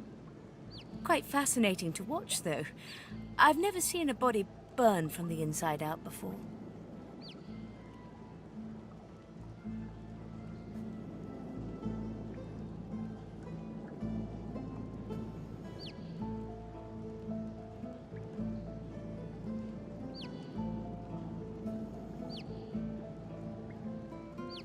And do not lose anything. These ingredients are rare indeed. I'm not hiking back out to the cloisterwood to fetch you more blackroot.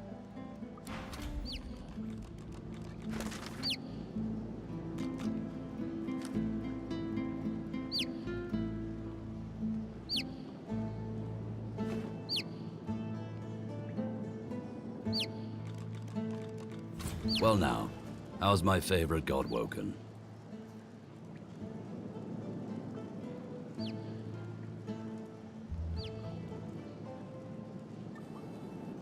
His eyes glitter as he stands tall to tell the story, hands waving expressively. You can see it's a story he's used to telling, one he enjoys weaving for an audience.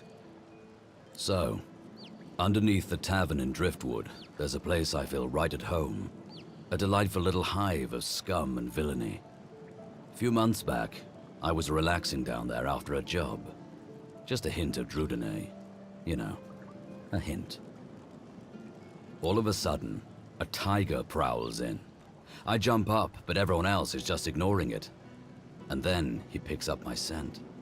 His eyes turn blue, and he leaps to pounce on me. A fury of claws and teeth. I flip the table and start scrambling for my crossbow. Nowhere to be found. And by now, the tiger's right on top of my eyeballs. So I do the only thing I can think of. I summon Afrit, my soul wolf. And now everybody reacts. Screaming, scrambling around, pelting for the stairs. Drinks flying everywhere. And that pesky tiger? Nowhere to be seen. Turns out it was Drudenay messing with me. Stronger stuff than I'm used to. Also turns out some people don't appreciate spectral wolves tearing up the place. So some people called magisters on me.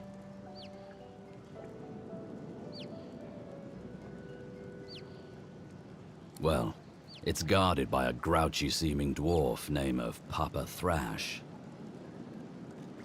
But he's a real sweetheart once you get to know him. I love that password of his.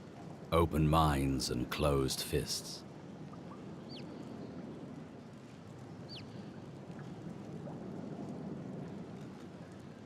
An old lone wolf colleague of mine in disguise.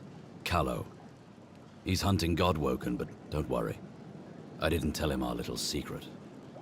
Poor fellow'd have an attack of the bloody flux if he knew what was really going on.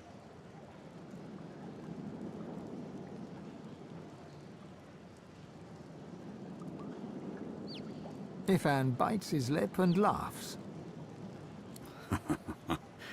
That'll be tough for you to say without any teeth. But be my guest. Give it a whirl.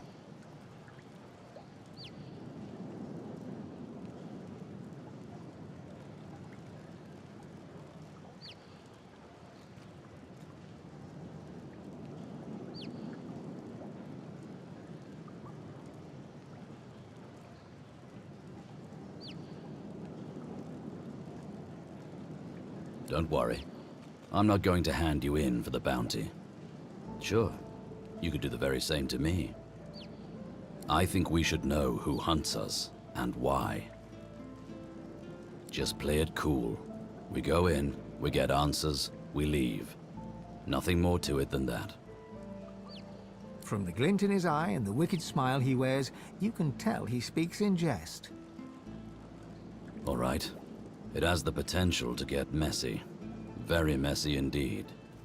But I've got your back if you've got mine.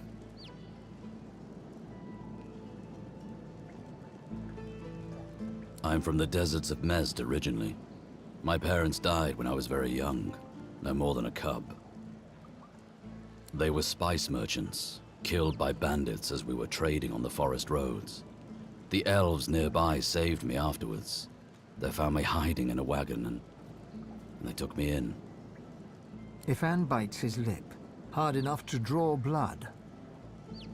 They were my home until I was old enough to join the Order. Mother Melody always said I'd have a hard life. She saw it as fact, since I was born under the waxing moon.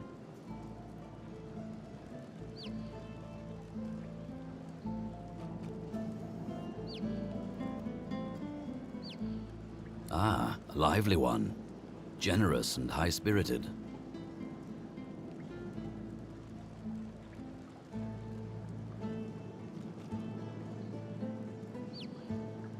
Good thing we get to make our own choices and live our own lives. Damned if we'll be bound by the skies. For sure. Always carry a snack. Ifan reaches into his tunic pocket and pulls out a strip of dried raw meat. He takes a tiny bite and offers the rest to you. Now, what else do I have to share? Ifan rummages around the roll-down tops of his boots and grins in victory as he plucks a single mushroom from the folds. Aha. He hands you the mushroom with great ceremony, bowing as he holds it aloft.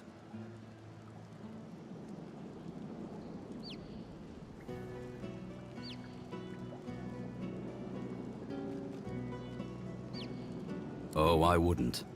This one's not for eating. But I'll tell you, it comes in handy if you're dining with someone who really needs to lose their life, and soon. Ifan smiles and looks around before reaching high into his sleeve and pulling out a tiny herbal wrap. The unmistakable scent of Drudene hits you as he holds it out to you. The last weapon in the lone wolf arsenal. You know, for after the toughest jobs. He winks and tips his fingers to his temples before loping off. Well now, how's my favorite Godwoken? Ifan smiles and salutes at you. Yes, by all means, let us partake in the art of conversation. We should seek the Meister. Anyone with such a fine, authoritative title should surely aid us on our journey. In the meantime, though, let us continue our search for Bramos. He knows things. Things I must know. Oh, hey. What, this old gaggle of weirdos? My kind of salty old crank. She certainly seems to want to help us. You don't get many of those in life. I've learned to appreciate them where I find them.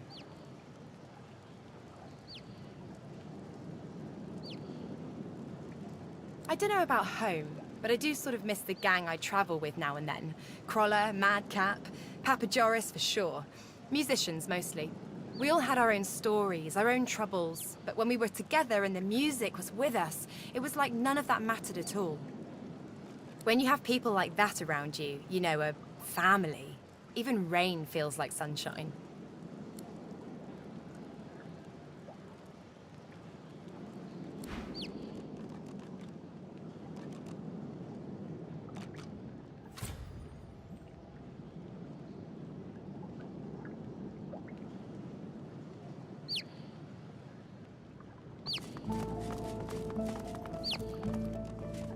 Opening the door, you see a selection of ingredients, thrown together in no particular order. After a quick rummage, you spot the blackroot nestled between the grated dragon's tongue and Drudene oil. You gather up the blackroot, obsidian lance, and ancient bowl, and kick the door of the cupboard closed.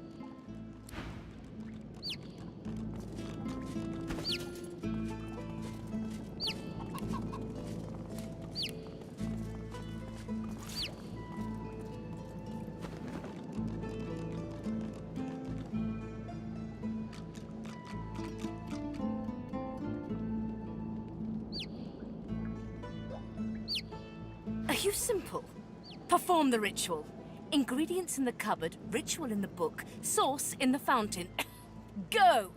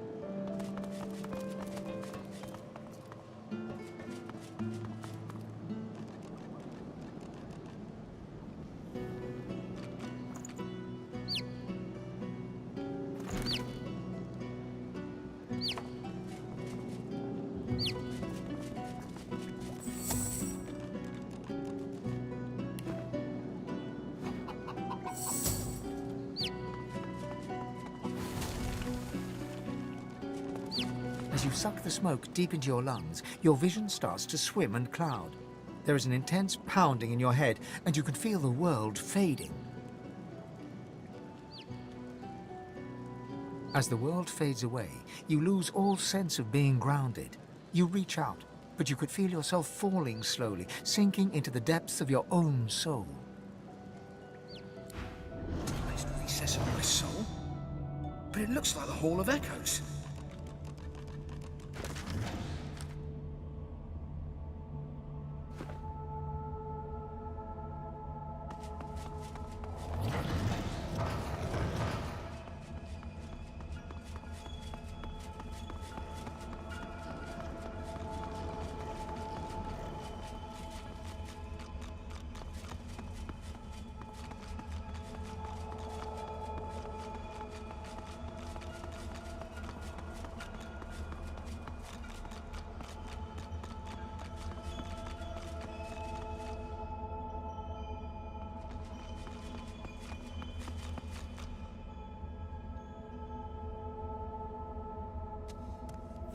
Bathed in the half-light of these starless barrens, you spot a figure you could only describe as a second self.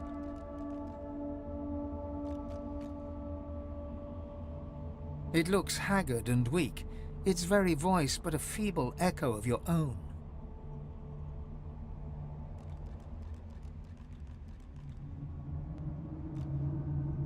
Come closer, so that you may see me as I truly am. Look me in the eyes. The apparition clasps your face in its shaking hands. You suddenly feel your eyes tingle. Everything becomes brighter, sharper. Blacks and whites become glorious bursts of color, then fade back into their accustomed spectrum.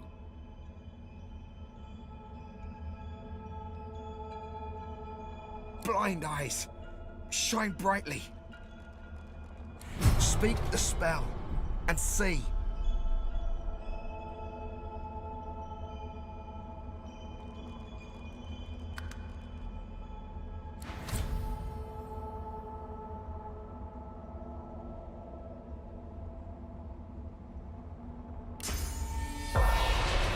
Gone is the strange mirror image of yourself. Before you stands the god Duna in all his spectral glory. You know me now, don't you? I saved you from drowning. I blessed you, made you powerful. And now I've come to seek some power in return. Your god-woken soul is my last refuge, my last bastion. May as well make the best of what you have to offer. Duna nourishes himself from the source that abounds in your presence. You feel it deep down inside yourself. Ah yes, just what I needed. I tell you, dying just doesn't become a god.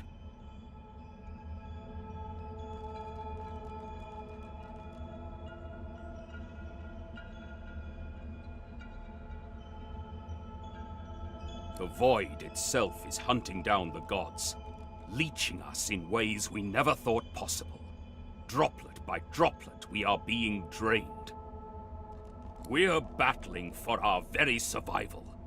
It's a battle we're losing, and should we truly lose, all will be cast into oblivion.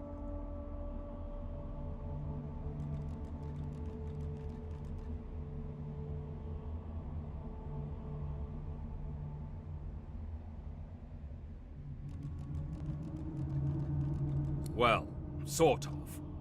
But by all means, let that be a motivator, not a cause for concern. You must realize that our fates are now as one, just as our souls are now as one.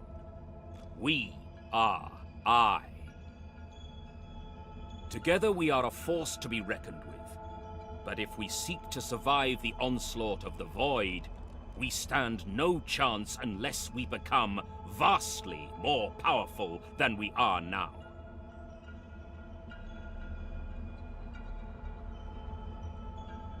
That means there is but one place we can go. The Well of Ascension.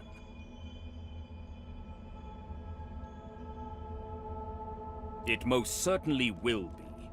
The Well of Ascension is a lake, a pool of pure source in which the powers of the Seven lie united. We gave them up freely to create the first divine. Each of us donated half of that which makes us gods. To bathe in the lake is to become our chosen.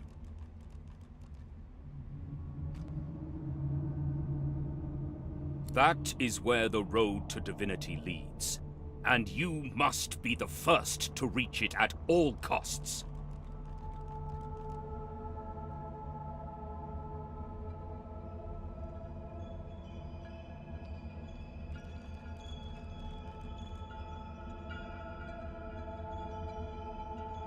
It was a time of selflessness and sacrifice in the face of our old enemy. It was an act of heroism, and a dreadful mistake to boot, which we must rectify.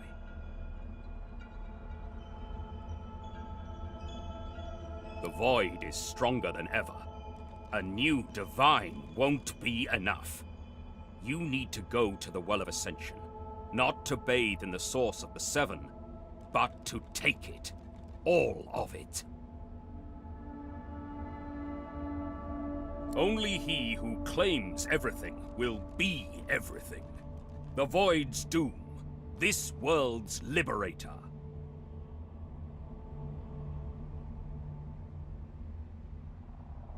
It's very simple, really. They will either bow to you or be undone. But of course, that is what they are saying to their own Godwoken as we speak. We both know they won't bow, just like we both know you will never bow to them. Only one can become a god strong enough to safeguard our world. One, at the expense of all others. So make no mistake, my champion. Chances are the road to divinity will be paved with dead gods. Their blood on your murderous hands. But don't let that dismay you. For these sins will be washed clean by the knowledge you committed them to save all of existence. To save your kin and your loved ones, and the world they live in.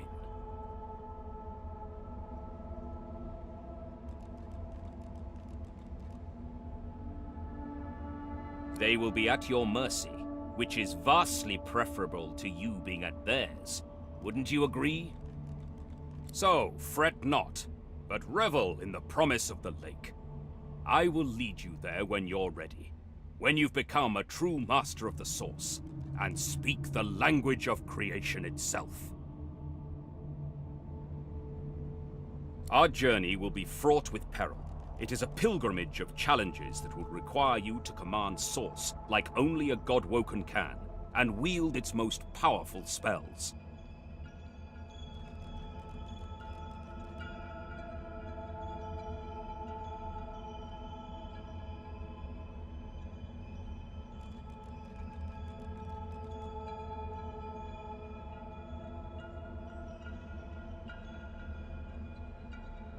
Hoarse laughter rolls and echoes into infinity.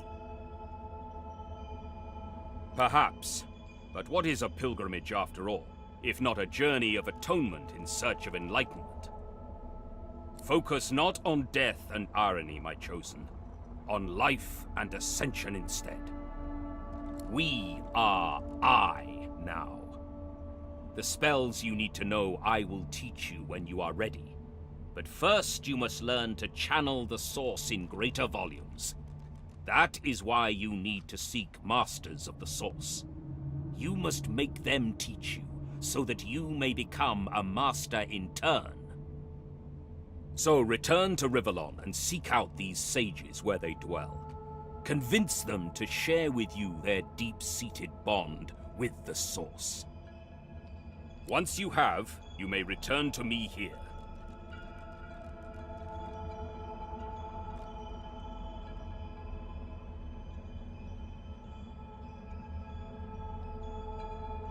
Something that will make you understand that for a god there is precious little difference between the living and the dead.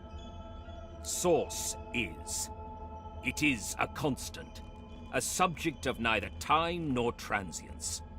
All of life is Source, and in Source it is. Immortally so. You have the vision of a god now, eyes that can see spirits, the souls of the dead made manifest in Source.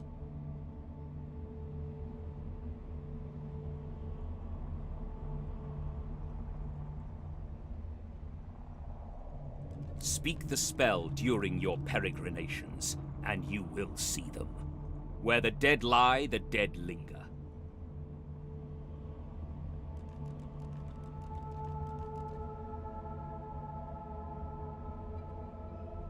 And so much more. But I'm no longer who I once was, bound to you as I've become.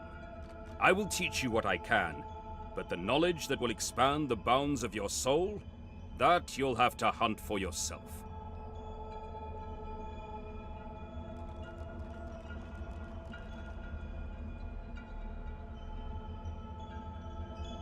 Best of luck, my champion.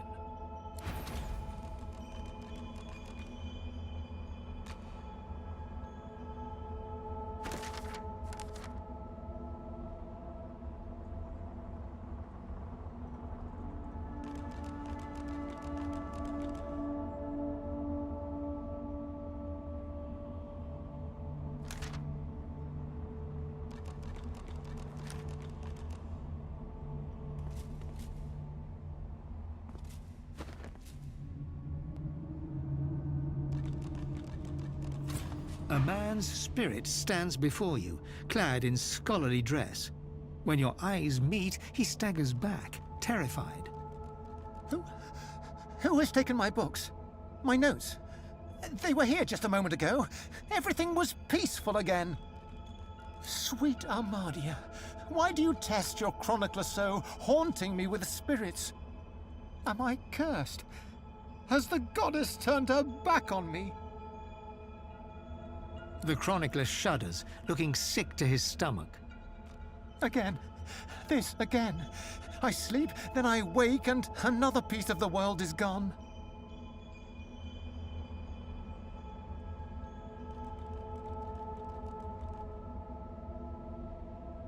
When we were in Reaper's Eye, when I saw those tomes and scrolls, I was myself again.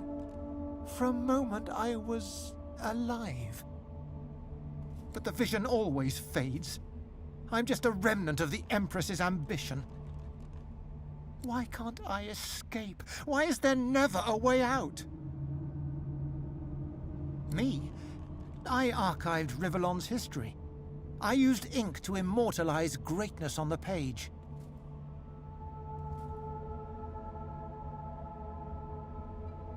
A lizard empress sought my services.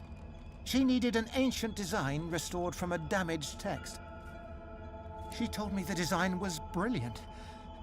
When the armor was forged, the Empress showed it to me, and she trapped me inside. Consumed me. If it wasn't for me, the armor wouldn't exist at all. This is my fault. If I knew the way, I'd shout until every god heard me. But I have no idea. I simply want this to end. The chronicler puts his head in his hands, collapsing in silent defeat.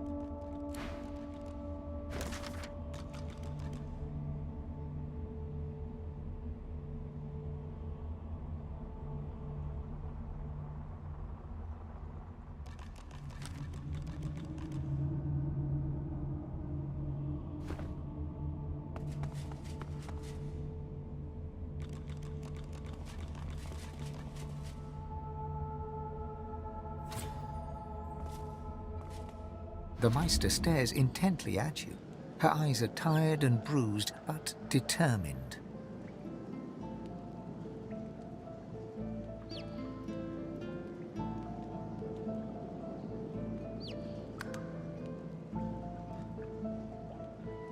Still alive?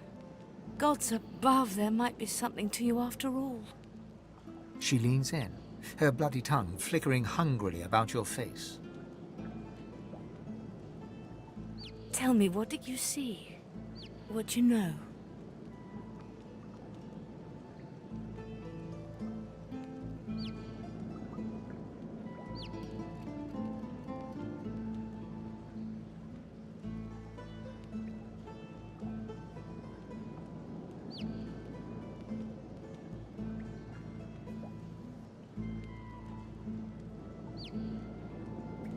She sighs impatiently as you hack up the last of the green smoke. You can't channel enough sauce? Gods be damned, why couldn't you have a nice simple problem? Finding an orc to dance the hornpipe, perhaps?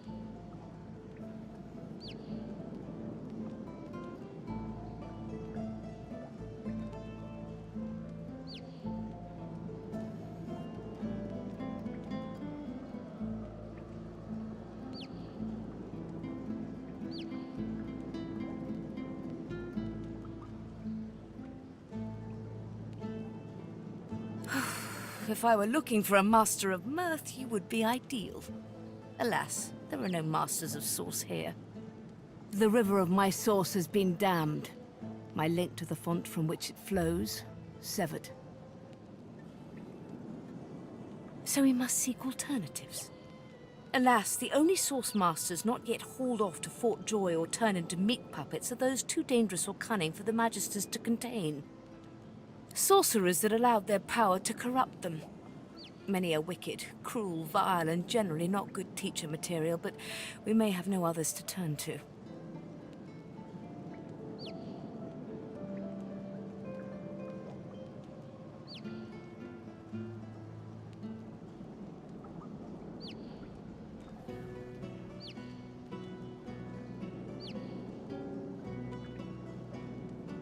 Just so. Some of these are quite dark, twisted individuals. The kind of creatures that grew bored pulling their legs from spiders and so moved on to people. However, it is the path we walk, no matter what the cost. No matter what is asked of you. The Meister doubles over in a violent coughing fit, struggling for breath. After a few moments, she regains her composure, wiping a thin smear of blood from the corner of her mouth.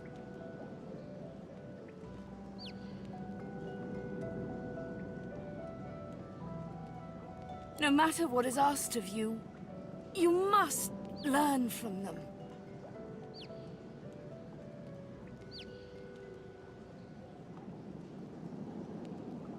Alas, I am. And we do not have time to nitpick morals. The Magisters have kept ledgers with all known sorcerers, especially the powerful ones not yet captured. They would be an invaluable resource. But do be careful not to get caught. I was there guest for a time. And I promise you the gallows was the most comfortable part of the experience. And if their barracks turns out to be as empty as their skulls, just try to keep an ear to the ground. There may still be powerful sorcerers hiding in these lands. As she speaks, one of her wounds reopens, a dark red stain spreading across her tunic. She hisses in frustration and starts to bind the gash.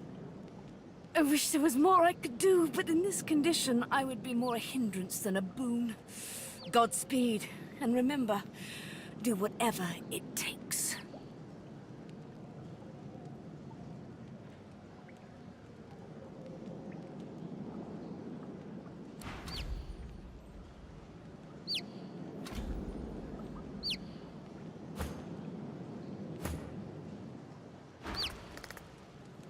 The squirrel seems to be flicking through various scraps of paper, humming and hawing as he goes.